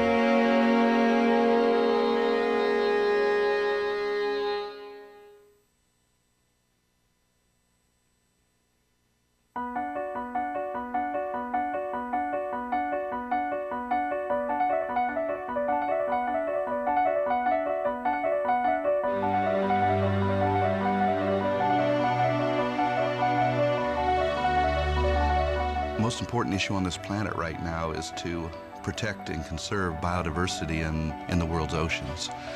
And I don't think people realize just how intimate our connection is with the oceans themselves. Not only do they provide the very foundation of life and control our weather, but life just simply could not exist without a healthy ocean. The real problem, though, is apathy. It's all out of sight, it's all out of mind, and people don't even think about it. But it doesn't matter whether you live in Peoria or on the coast. The fact is, whatever happens in the ocean affects all life forms on the planet Earth. If the oceans die, then civilization collapses. We all die. We cannot live on this planet without the oceans. This is, in fact, not the planet Earth. It's the planet ocean, but because we're a land-dwelling species, we refer to it as Earth. But it is the planet ocean, and the oceans are the heart and the foundation of all life on the planet.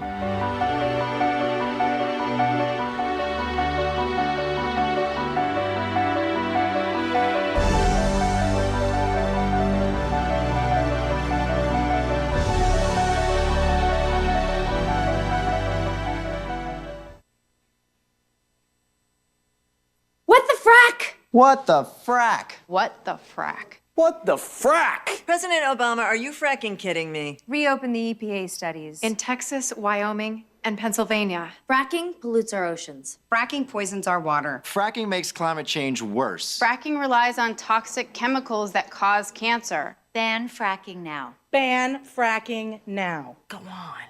Ban it. Ban fracking now. Please.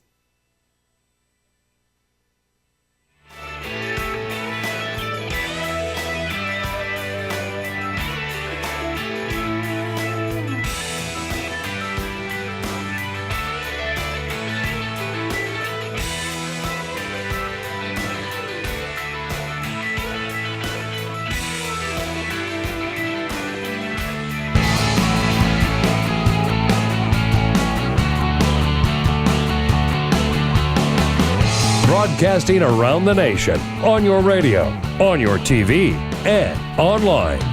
This is The Bill Press Show. Yes, you heard it right. The Vatican says it's okay to live in sin. With a license like that, anything goes, I guess. Good day, everybody. Hello, hello, hello. On this Tuesday, October 14. Great to see you today. The Bill Press Show coming to you live from Washington, D.C. and our nation's capital. Booming out to you all across this great land of ours on the radio, on your local progressive talk radio station, and on our video stream worldwide at youtube.com/. Wait a minute, I got it wrong. Yes, youtube.com/TawkrTV. You got it. TAWKRTV. Thank you for joining us. Lots to talk about today. We've got the entire team here in place. Peter, all four of us here. Gee. What a change. What's going wrong? Peter Ogburn and Lisa Murphy. Hello, hello. Bill, hello. Tuesday. Alicia Cruz here on the phones. She'll be there just soon enough by the time you dial. 866-55-PRESS. Cyprian Bolding, our videographer. Did I get it right this time? You got it right this time. Good. Yes. Keeping us looking good on the video stream. And to take us through some of the hot topics of the day, our good friend Sam Baker, healthcare reporter for the National Journal, here in studio with us. Hello, Sam. Hello. We have, I think it's 21 days now to the midterm election. 21 days. 21 days to the midterm elections. We have seen a lot of different candidates. We have not seen so much of President Obama standing alongside of many candidates. No, I don't think they would appreciate that too much. That's the word that has gone out. Yeah. Yes. Maybe he's just busy. Send money, stay home. Yeah. Right. Yep. So he's been doing other stuff instead, as Jimmy Fallon told us last night. I also saw that President Obama played his 200th round of golf yesterday. Democrats were like, you know what, he can do whatever he wants as long as he's not trying to campaign for us. I mean, harsh. Don't take it personally, Mr. President. No. All right.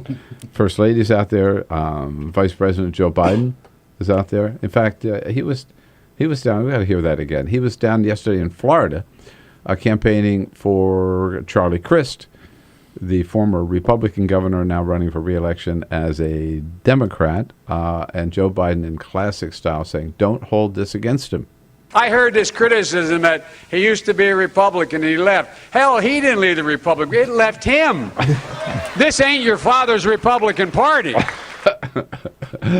There's Joe. Joe being Joe. Yeah, man. Absolutely. All right, lots to talk about today. We'll get right into the latest on the Ebola front is the CDC says, oops, maybe we didn't get it right the first time, so we're going to rethink our whole approach to the Ebola crisis.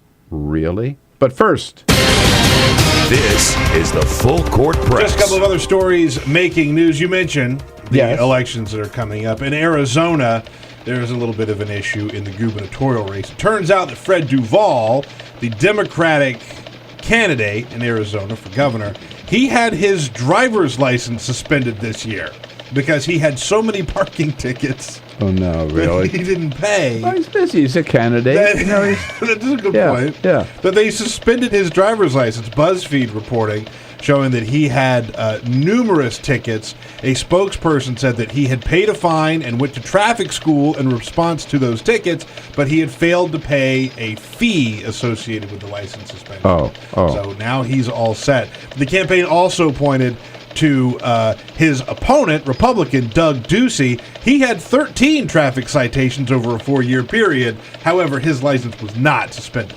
So elect one of these guys so that they stop driving. Yeah, right. For nothing else. So Get them off the road. It's a matter of public safety. Neither one of them is safe on the road, right? Yeah. We found out yesterday, according to Variety, that Captain America 3, the movie, the plot line is advancing, and we will see more of Robert Downey Jr. as Iron Man. He has said he's not going to be in any more Iron Man movies, but he is still going to be Iron Man in Avengers 2, presumably Avengers 3, and now they say he's going to be in Captain America 3, and it's going to be focusing on the Civil War arc of the Marvel series that happened about 2006, 2007. He's got a good thing going. Look, man. And his latest movie, The Judge? The Judge? Yeah, not so doing much. really well. Not so much, but as long as he's Iron Man, he's just printing money. So keep up with that. And in Kansas, it appears as though Taco Bell is testing a sriracha menu. They're taking sriracha and putting it on some of their food because they're going to have a whole new menu dedicated to the hot sauce. You know, the sriracha, the rooster sauce, the red bottle with the rooster on it. And one person on Reddit said that they went through Kansas and saw at the Taco Bell that they're using a sriracha cream sauce, kind of like a sriracha mayo, on some of the tacos and burritos at Taco Bell. Will we see this nationwide? Only time will tell. They're testing it in Kansas? In Kansas. All right. Sam Brown back. Yeah, right? Pat Roberts, maybe he'll be the new spokesperson for Rooster because he'll need a new job. Sriracha Taco Bell. In 21 days, that sounds like a he'll need a new job. combination. I know, it does to me, too. You got it. 12 minutes after the hour. So, Sam, I want to get to the Ebola front, but first of all, because we've talked so much about, and for so many years, it seems, about Obamacare and the whole passage of it. So it's been the law of the land now. He signed it in 2010. Yep. So in March 2010, so over 4 years, some 8 million people signed up. It's working. People seem to like it. We're up now for the time of the first renewals. And every time I see an ad for the Virginia Senate race, Ed Gillespie, Republican, running against incumbent Democrat Mark Warner, Ed Gillespie is saying, and I'm going to repeal Obamacare.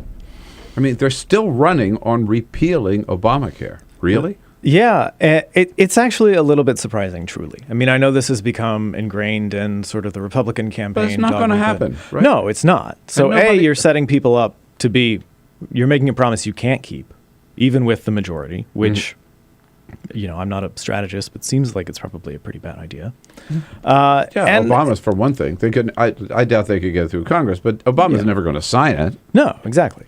And another 2 years from now, how many more millions of people will be in the system? It won't be, I think there will come a time, and maybe we're there now, where Obamacare isn't its own thing. It's just the healthcare system. Mm-hmm. Some people get subsidies, some people are on Medicaid. In some states, more people are on Medicaid, and that's just sort of the way it is. And Obamacare as a word probably still won't poll very well, but it's so diffuse. It has so many different parts that, I think even now it would be logistically almost impossible, in addition to politically, to pull all of those out of the healthcare system. Right. So they won't call it maybe Obamacare, but it will continue. It will go on. More and more people sign up, and hopefully, improvements are made to the bill. But it's not going to go away. No, it's not. And I think at some point you'll have, one of the things that Republicans like to talk about is the medical device tax, which it's still fresh enough now. We could think of that as the medical device tax in Obamacare. But at what point does it just become a tax that we have on medical devices that we can repeal or raise or lower? Now, related to this is we still have, I forget now how many states, because we haven't talked about it for a while, that have their own state exchange rather than being part of the federal. And one of the most successful, I think the second most successful in the country, is Kentucky with Connect, which Mitch McConnell, who is all for repealing Obamacare, is trying to have it both ways by saying we can repeal Obamacare but still keep Connect. Yeah. Can you? No, absolutely not. I mean, what he said in his debate last night with Allison Lonergan Grimes was Connect is just a website. I mean, Connect is a website. I guess technically you could still have connect.gov or .com or whatever it is exist, but it couldn't do anything without Obamacare. And even more, he also sort of suggested that states could keep the Medicaid expansion somehow on their own, even if you repealed Obamacare, which is where a huge amount of the gains in Kentucky have come from. Both the exchange worked and they accepted the Medicaid expansion, which is just, I mean, it's not even how Medicaid works. It's a state federal program. It's never been funded solely by the states. So yeah, you're right. He is trying to have it both ways. He's trying to say, I want to repeal it, but it's worked really well in his state, and that would have real consequences that I don't think he's acknowledging, frankly. Right. I don't know whether the people of Kentucky get, I mean, because they certainly have signed up in great numbers for Connect. Yeah. And are not about, now they may, it's just like that classic phrase I remember Janet Napolitano telling me once when, it was Donna Shalala, when she was HHS secretary, was traveling with then First Lady Hillary Clinton about the Clinton healthcare program, and they were out in Arizona or somewhere at a town hall, and somebody stood up and actually said, I don't care what you do with healthcare, just keep the government out of my Medicare. Right. And as Donna said, they all laughed at the time, and they probably shouldn't have laughed. They should have said, there's something not connecting here, right? So I don't know whether the people of Kentucky understand that they're signing up for, they may actually feel, yeah, let's repeal Obamacare, while at the same time they're signing up for Connect. Yeah, there have been a lot of these stories written. A lot of people don't realize that what they have is Obamacare. Some people do and just sort of live with that contradiction, knowing what it is. But other people, and in part that was a choice. When Connect launched and was trying to get people to sign up because they need health insurance, they downplayed that connection. I think wisely. If your goal is get people in the system, and that worked. Particularly in a red state. Right, it's a very conservative state. Where you put the name Obama on it, no matter what it is. Okay. Now, on the news, the health news of the day, so we wake up yesterday to the news that we have the first homegrown case of Ebola here in this country. Still only one case, but a nurse, Nina Pham from Dallas, who was treating Mr. Duncan, who died of the disease last week. We woke up to that news yesterday. Today, we wake up to the news and the headline, reading here from the New York Times, CDC rethinking methods to stop the spread of Ebola. I mean, this is Plan B because Plan A didn't work. What's going on? And that's about all the CDC has said, is that they are thinking. They haven't come out with, all right, we're going to do X, Y, and Z things. They haven't announced any new protocols. Not really. They have said, the CDC director said, I think yesterday, that they want to have one hospital in each state sort of designated as the Ebola hospital. It never has been in the United States before, so we can train and we can put out manuals, but it's not something that hospitals have a lot of experience with. There clearly was at least one protocol violation in Dallas when this patient was sent home. When he first showed up to the hospital, they sent him back out into the community, and then he had to come back once again. So it does seem like some changes are necessary. It's just a question of how quickly can you make them, and how quickly can you tell us what they're going to be? Right. The other thing that rubbed a lot of people the wrong way is that Frieden immediately said she got the disease because there was a breach of protocol, which is a euphemism for saying she got the disease because she screwed up. She did something wrong. Right. Blame the nurse, right, rather than blame the fact maybe that they didn't have the right equipment or they hadn't given her the right training or whatever. Yeah. And we don't know. I mean, we don't know exactly where he can't point to a specific protocol lapse that, we know happened, unlike this previous one. To give him the benefit of the doubt, I'm sure what he was trying to do was reassure people again that it's not airborne, which is you continue to see a lot of people say, well, couldn't it become airborne? And what if it does become airborne? And so I think that's sort of, on the one hand, it's reasonable to say something somewhere did have to go wrong. But again, that doesn't mean it was her fault. Katie Romer is with the National Nurses United. She pointed out yesterday that nurses really are vulnerable, and for a long time they could almost like see this coming, but weren't getting the help that they needed. We have been requesting training, equipment, the highest optimal level of equipment, including hazmat suits, for a while, and we have not received adequate training. We have not received the face-to-face training we've requested. We had a lot of calls on this earlier. Two of them really struck us. One from a ER doctor in Chicago.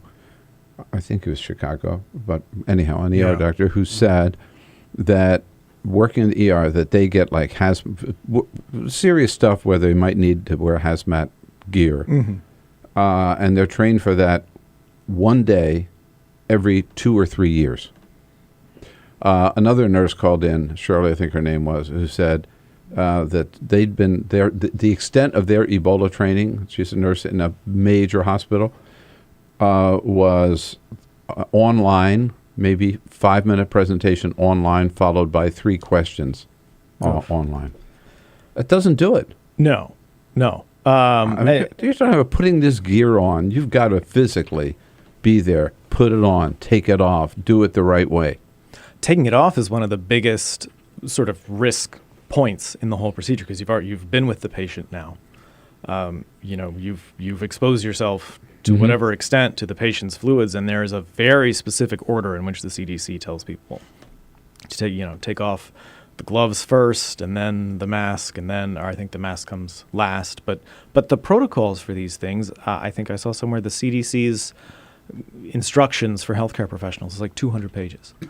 Which is something, again, it's not something that people have probably thought in the past they needed to run extensively, but this outbreak's been going on in West Africa for a long time now. And the CDC has been warning the American public, at least, for a long time. There's probably going to be a few cases here. So they did see this coming, and maybe that's what this sort of step to try to get one hospital in each state is all about.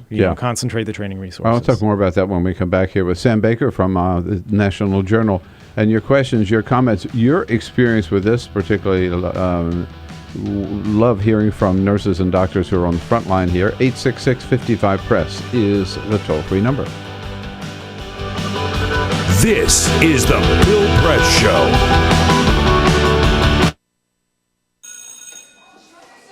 Don't look at me. Your hair's a bit frizzy today. Oh, you should pick that up. Oh, you're such a dork, loser. Here, let me help you with that. Oops. Every day, kids witness bullying. Oh, look. Your crush is looking at you. Poor you. They want to help, but don't know how. See, no one here's gonna help you, because no one Teach your likes kids how to be more than a bystander. Visit stopbullying.gov. If you drive buzzed, it could cost you around $10,000. You'll face major legal fees, major fines, and steep insurance penalties. You could lose everything. Nothing kills a buzz like getting pulled over for buzz driving, because buzz driving is drunk driving. When some people struggle with their mortgage payments, they become frozen, petrified. Not knowing what to do, they do nothing. But the people who take action are far more likely to get the most positive outcome. Making home affordable is a free government program. Call now to talk one-on-one with a housing expert about the options that are right for you. Real help, real answers, right now. Here at the GED Pep Talk Center, we have pep talkers standing by to get you motivated for your GED diploma. Text the name Terry to 69222 for a sympathetic pep talk. You show people what you really are. Or for a gentle pep talk, text the name Deborah. You know you're going to make people very proud of you. And if that's not enough, text the name Danny for an extreme pep talk. Prove everyone wrong. Show them you're the boss. Get your GED pep talk and find free GED classes. Text the name of the person you want a pep talk from to 69222.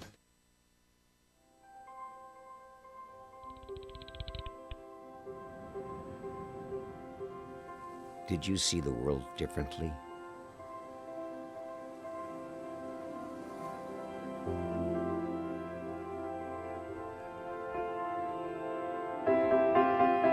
Did you celebrate the victory?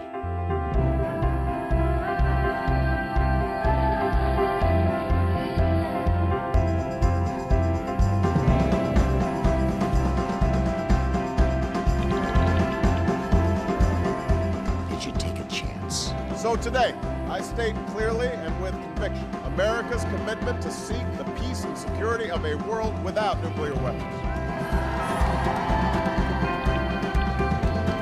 Did you stand up against our greatest threat?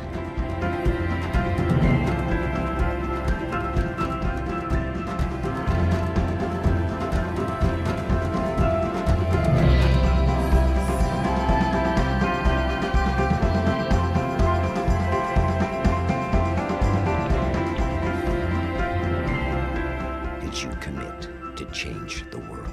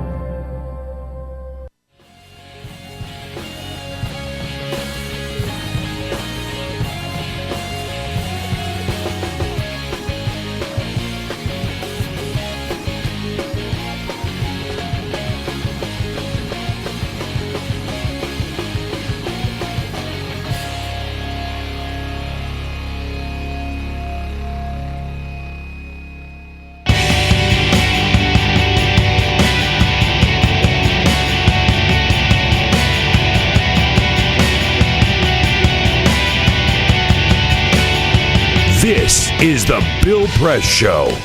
Well, lots going on here. Big Senate races to talk about with James Hohmann from Politico in the next half hour. Right now with Sam Baker. We're taking a look at the latest on Ebola. And Sam, just a little less than a minute here, but on the question of hospitals, I mean, how realistic is it that every single hospital in America would be equipped and ready to deal with somebody with Ebola walking in the front door? Probably not very. And even some of the larger hospitals, as we were discussing, the protocols are so long, they're so complicated. Even the ones that maybe have the physical setup to put someone in isolation, that doesn't mean that everyone is trained. It doesn't mean that everyone is up to speed, that all of the necessary sort of ancillary equipment is there. So this idea of having sort of the Ebola central, if you will, in every region of the country, one hospital with that specialty, and that's where all the cases would go. To me, that makes a lot of sense. Yeah. And one way of getting on top of it. Well, we'll see what the CDC comes up with next. Sam Baker is all over it for National Journal and nationaljournal.com. Thank you, Sam. Thank you. This is the Bill Press Show. So this is my computer. This is your computer. Let's go on the internet. Let's go. Click it. Yes.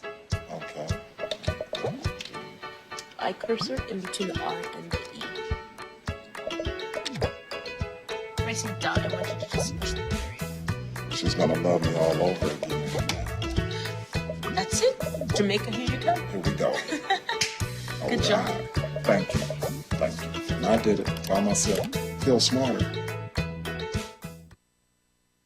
So, I'm kind of new here, but I've noticed a trend. My human does this funny thing where she goes around and gets all my toys, and then she hides them in that basket by the door. But it's always the same basket, and it's always in the same place. And then she acts so surprised when I find them, but, she's putting them in the same basket. Again. It's like, hello? That's where you put it last time. You were the worst at hide and go seek.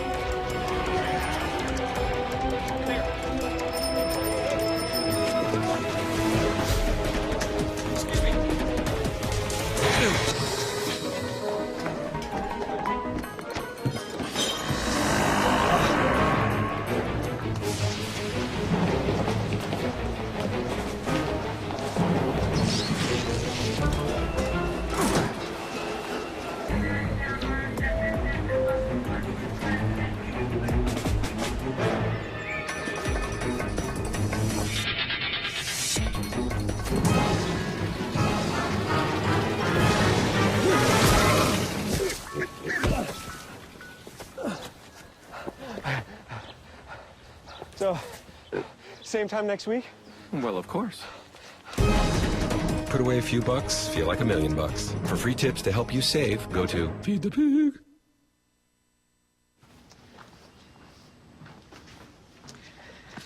All right. I know this isn't any fun to talk about, but we should. Okay. So who's going to do what? I'll pack the dead batteries. Great. I'll only put what I don't need into a duffel bag. Perfect. That's totally unhelpful. No problem. Meanwhile, I will try to comfort everyone by speaking in a calm voice. And I'll try to get the generator going without any gas. Oh, let's not forget the cell phones, which probably won't work. Right. And who is going to handle supplies? I can forget to do a list for us. Thanks, pal. Well, I think we couldn't be any less prepared. I'm proud of you guys. Talk to your kids about who to call, where to meet, what to pack. Visit ready.gov/kids for tips and information. Hey, thanks for stopping by. You know, I followed your character since the first episode. I'm a big fan, big fan. Thank you. And listen, your storyline, it makes for incredible TV drama. Thing is, your drug use is very adult content. Too adult for the kids. So I'm gonna have to block you. Oh, man. Yeah. Well, have a good one. You're a nice lady.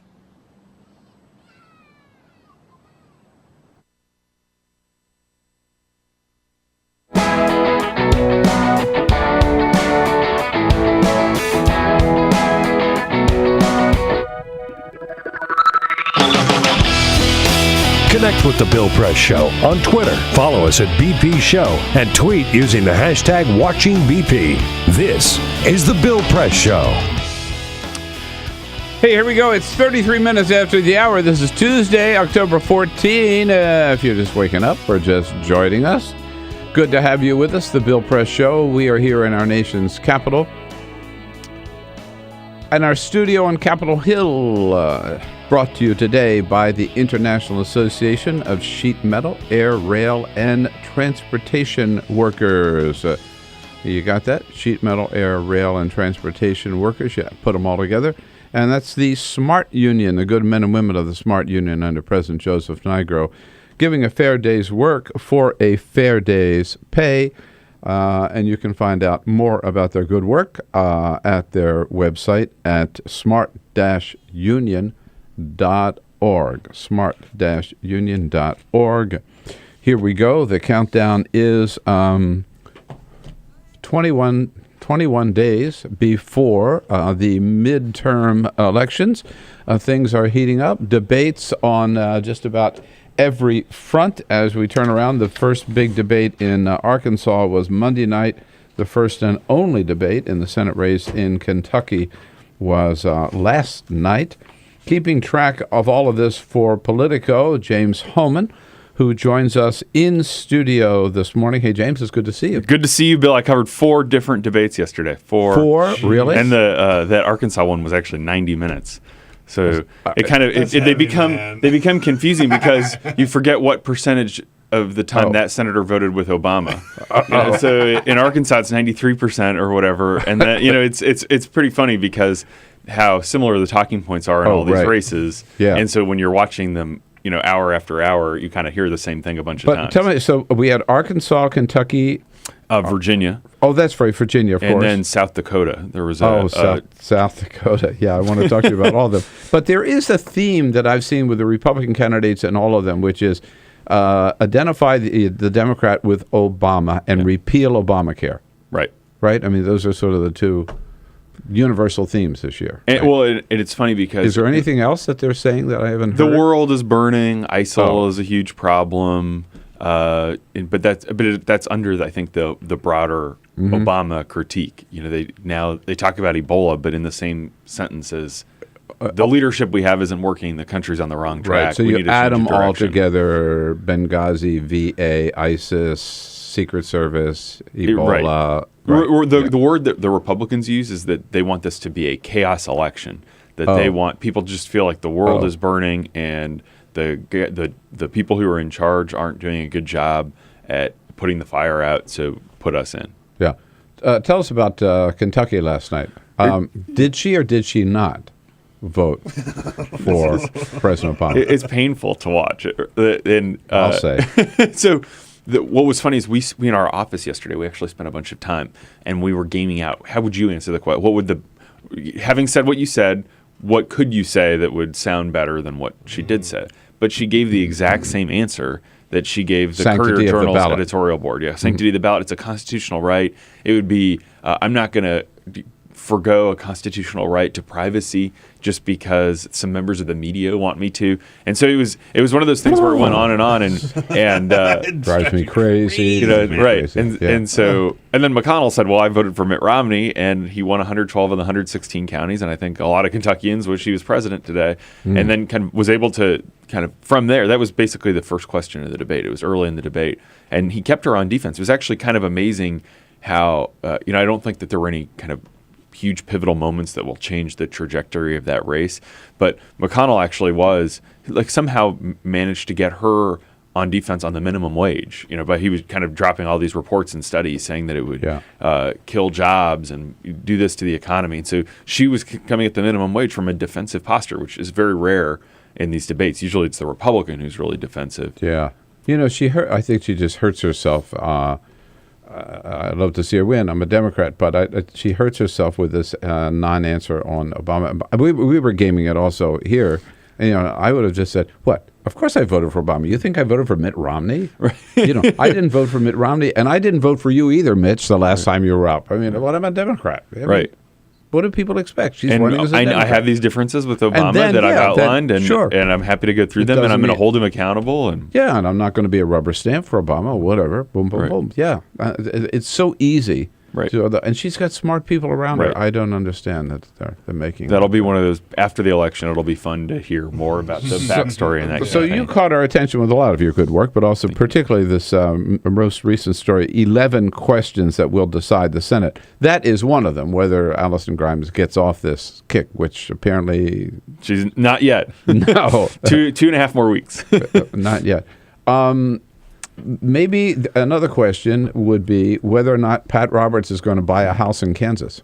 Might be too late for escrow to go through by the time the election happens. Let's talk about Kansas. What's the question there? Yeah, so the question in Kansas is Greg Orman, this independent. Can he withstand the scrutiny? When he was running against Roberts earlier, he really had kept it about Roberts. And then all of a sudden, when people realized this was a real race and Roberts was probably going to lose, out of the race, and the Democrat then dropped out, all of a sudden, this guy, Greg Orman, who very few people know, who's actually pretty young, he's in his 40s, who made a lot of money selling a company that he created, started to face some scrutiny. He used to be a Democrat, now he's an independent, but he also had a business record and a lot of other things.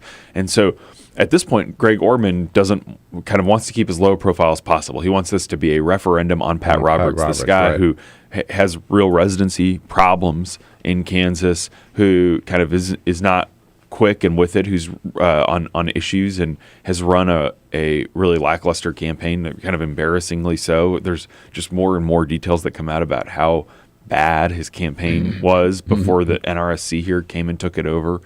And so he wants it to be about Roberts. I mean, obviously, he doesn't think people are going to vote because of the bad campaign. That's a D.C. thing. But he thinks, this is a guy who's been in Washington as a staffer since the 1960s, and he is kind of whatever. What is he doing for Kansas? Is he leading, et cetera? And now Republicans have sent in a bunch of their top people, and they're every day hammering this guy who's never run for office before, Greg Orman, on everything. So lots of oppo drops, lots of attacks, new ads tying him to Barack Obama.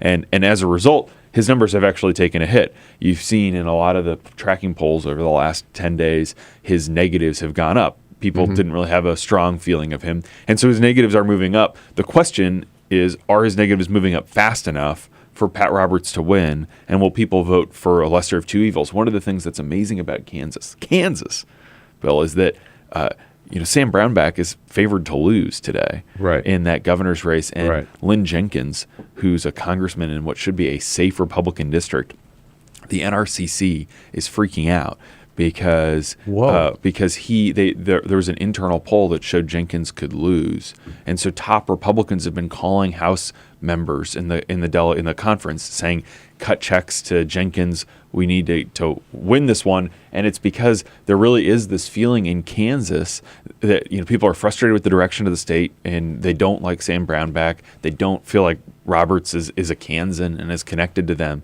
And so all of a sudden, this could have massive implications down ballot. And so it's one of those things where kind of the earth really is shaking in that state. So they could really lose perhaps the governorship, the Senate, and this a safe House seat. And a safe House seat.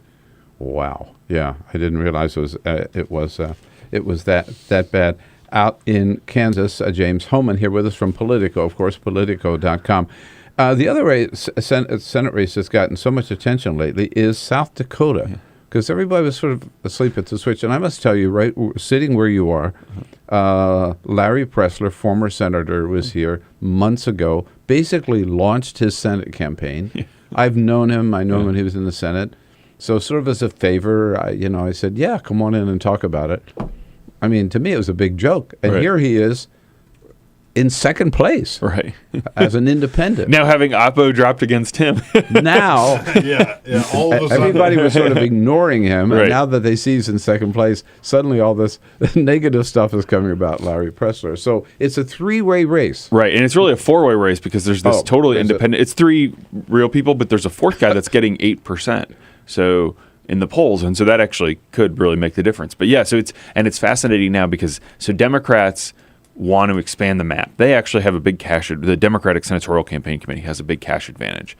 And so they are running some internal poll over the Republican counterpart. They ran 4 polls in South Dakota, and the one that they ran the week before last showed that it was basically a margin of error race, that they could beat Mike Rounds with either Pressler or Weiland. They prefer Weiland, obviously, because he's the Democrat, but Harry Reid doesn't like Rick Weiland because the whole backstory about the kind of the recruitment mess in South Dakota.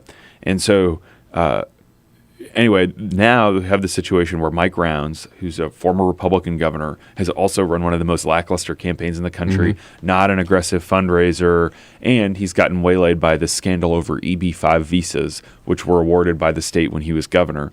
He's stuck in the 30s in these polls, and then you have the independent Pressler and the Democrat Rick Weiland closely behind. And so Democrats have now launched a $1 million ad buy starting yesterday, in which they're for Weiland or for attacking Rounds. Oh, attacking Rounds. So that's what makes this interesting. Is so all of a sudden you have Rounds taking a hit, and if you bring Rounds down, the question is, will Pressler or Weiland end up coming on top, or will they end up siphoning enough votes off that perhaps Mike Rounds could win with 30%, 32%, and which is possible, which is just amazing to think about. And so now you're in this situation where you have people kind of also attacking Pressler, and are Democrats going to run ads attacking Pressler too? Who's putting out this stuff on Pressler? The fact that Pressler doesn't have a house in South Dakota, that Pressler's a Washingtonian, that he has a house in Foggy Bottom, and takes the homestead exemption here. Takes the homestead exemption here, and he was on the board of this company that shut down all these, foreclosed all these businesses. So who's putting that out? Democrats? I can't say with those stories, but I think that those hits are coming from both sides. I think that it's not just Democrats that are attacking him. I think because Republicans also don't want him to win. So Democrats actually, most Democrats you talk to think Pressler would actually caucus with Democrats, and he said in an interview last week that he would be a friend of Obama. Friend of Obama's. If he was in the Senate. And so I think Democrats aren't as antagonistic toward him. I think that they would definitely prefer Weiland. So I do think a lot of the attacks on Pressler are driven by Republicans who are trying to make sure no one looks more palatable than Rounds. Here's what's so much fun this year, I find about these Senate races, is everybody thought, looking at 30,000 feet, they had it all figured out. They had the 6 or 7 states that were going to make the difference. And suddenly, here we are with 21 days ago, and we were talking about states that nobody thought we'd be talking about before. And another one is, we're going to take a quick break and come back and talk a little bit about Georgia. Yeah. Suddenly Georgia's in play. James Hohmann here from Politico. What fun, 21 days to go. Weigh in if you're from one of these key states or not. 866-55-PRESS. This is the Bill Press Show.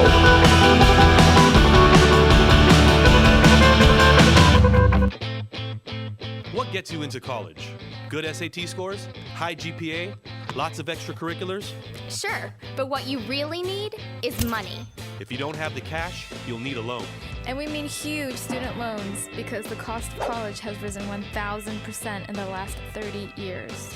This means big money for the banks that collect fees and interest. Now, millions of young people are starting their adult lives with an average of $29,000 of loans on their backs. Altogether, we're talking $1.2 trillion in student debt. And more people are finding it impossible to pay them back. Welcome to the student debt crisis. The increasing demand for higher education and cuts to state funding gave colleges a huge incentive to keep inflating prices. I graduated about a year ago, currently in $35,000 of debt. I am in debt about like $25,000. I owe $23,000. I owe over $50,000 in student loans. 38.8 million Americans owe money on a student loan. And the biggest names in banking are making huge profits off the booming student loan industry. Sallie Mae, the largest provider of private student loans, made $949 million last year. They only give you about 6 months to look for a job. You have to start paying back the loan. It's very pressuring, especially nowadays. It's very hard to find a job. Over half of the students graduating in 2012 could not find a decent paying job. They either had low-wage jobs or unpaid internships or were unemployed altogether. So you can't make the payments. You start incurring late fees, which makes the loan even harder to pay off. And it stays with you for years, even decades. Right now, a third of the people who started repaying their loans are delinquent or in default. That's 13.7 million people, more than the populations of Chicago, New York, and San Francisco combined. Worse, it's not just the borrowers who are in trouble. Many loans require co-signers. So if the student is unable to pay, that co-signer, a father, a mother, or a grandparent, is now on the hook. Even a grandparent's Social Security benefits can be garnished to pay the loan. We should have an answer to this. If you get really behind in your car payment or your credit cards, you can file for bankruptcy. But Congress has made it nearly impossible to discharge student loans through bankruptcy. Big institutions make big profits while students try to make ends meet under crushing debt. Is this how we want our education system to work? The whole point of going to college is to get the career you want, but lately I've been discouraged because no one can afford school. You get a job just to pay off your student loans.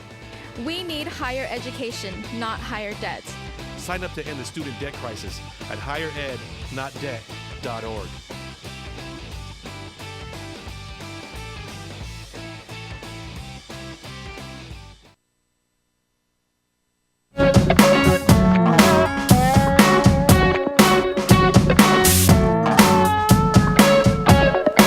On your radio, on TV, and online. This is the Bill Press Show. Let's make it 11 minutes before the top of the hour. Taking a look at some of the key Senate races here with a man who knows them better than anybody, James Hohmann, political reporter for Politico at Politico.com.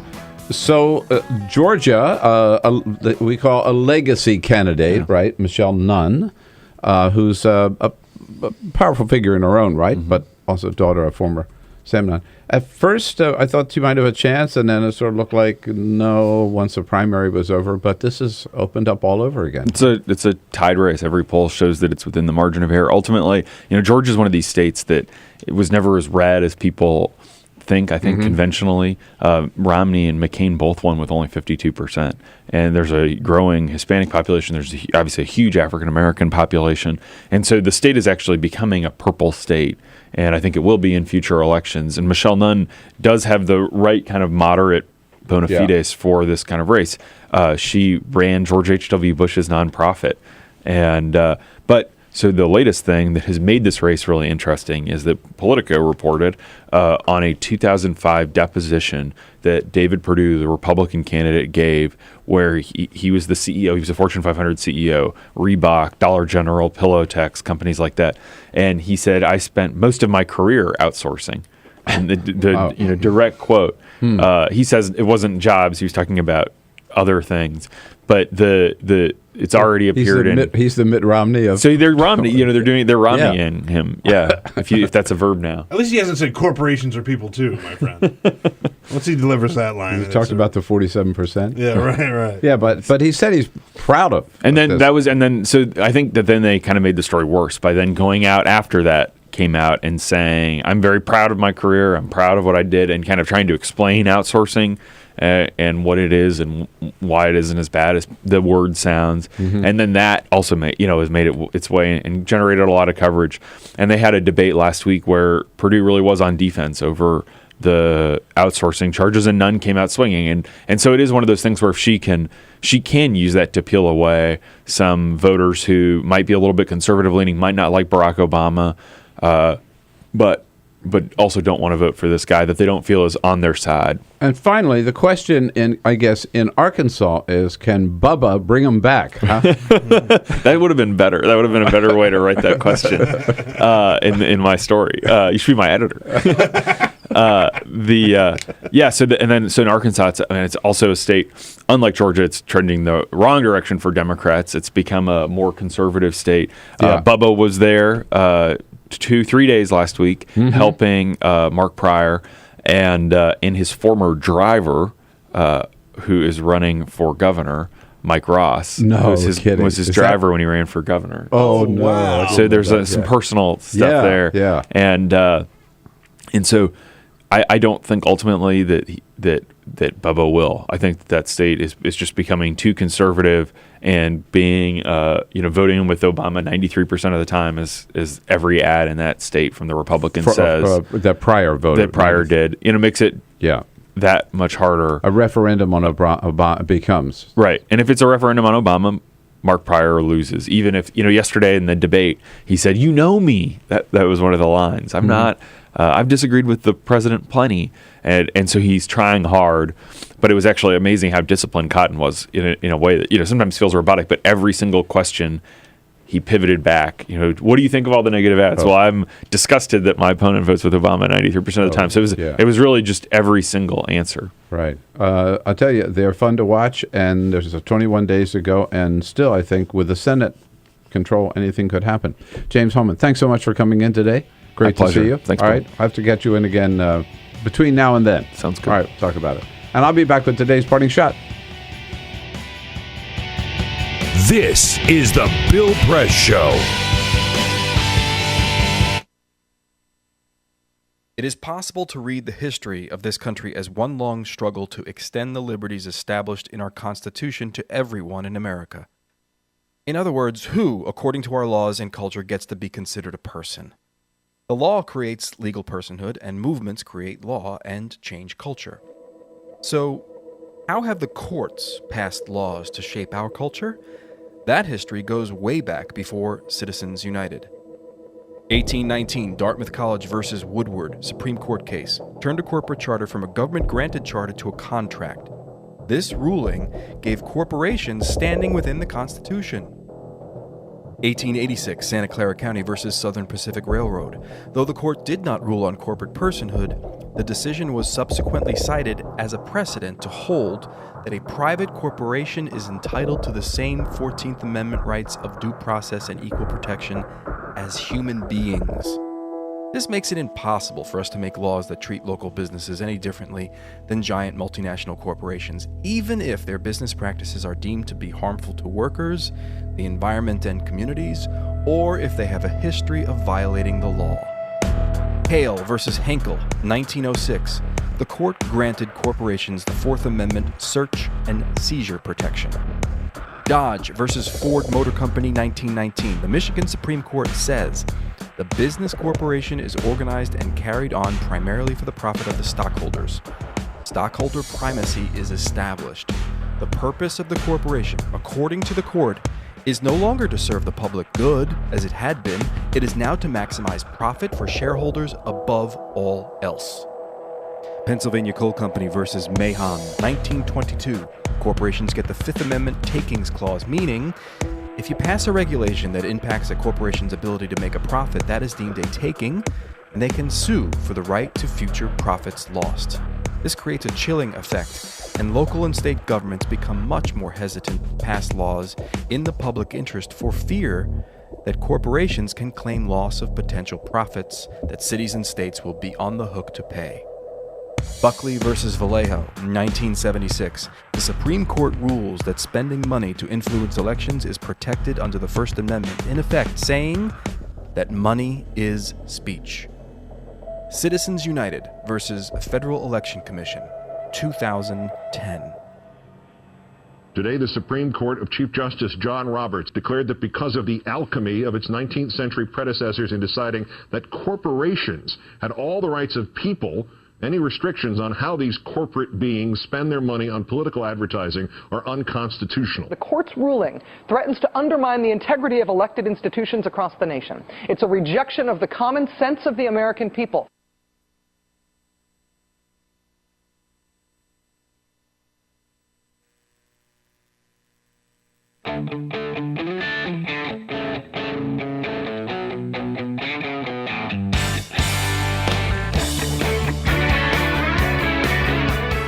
The Parting Shot with Bill Press. This is the Bill Press Show. Yeah, who says Ebola could not happen here? Over the weekend, the number of homegrown Ebola cases increased by 100%. Of course, that means we still only have one case of Ebola in this country, but it's nonetheless cause for concern, particularly because of what the CDC is now telling us. We've been told to trust the government in the handling of Ebola, and yet we know that this healthcare worker got the disease through what they call a breach of protocol, and this is the same hospital that allowed the man to go home for a few days because of another breach of protocol. 2 breaches of protocol in the same hospital and 2 cases of Ebola, and now the CDC tells us they are rethinking their whole approach to Ebola. Look, no need for panic. 450,000 people die of tobacco-related causes in the United States every year, and so far only 1 has died of Ebola, but the CDC has got to do a better job of protecting us and getting on top of this disease. That's my parting shot for today, folks. Have a great Tuesday. We'll look for you again tomorrow morning. Bill Press Show.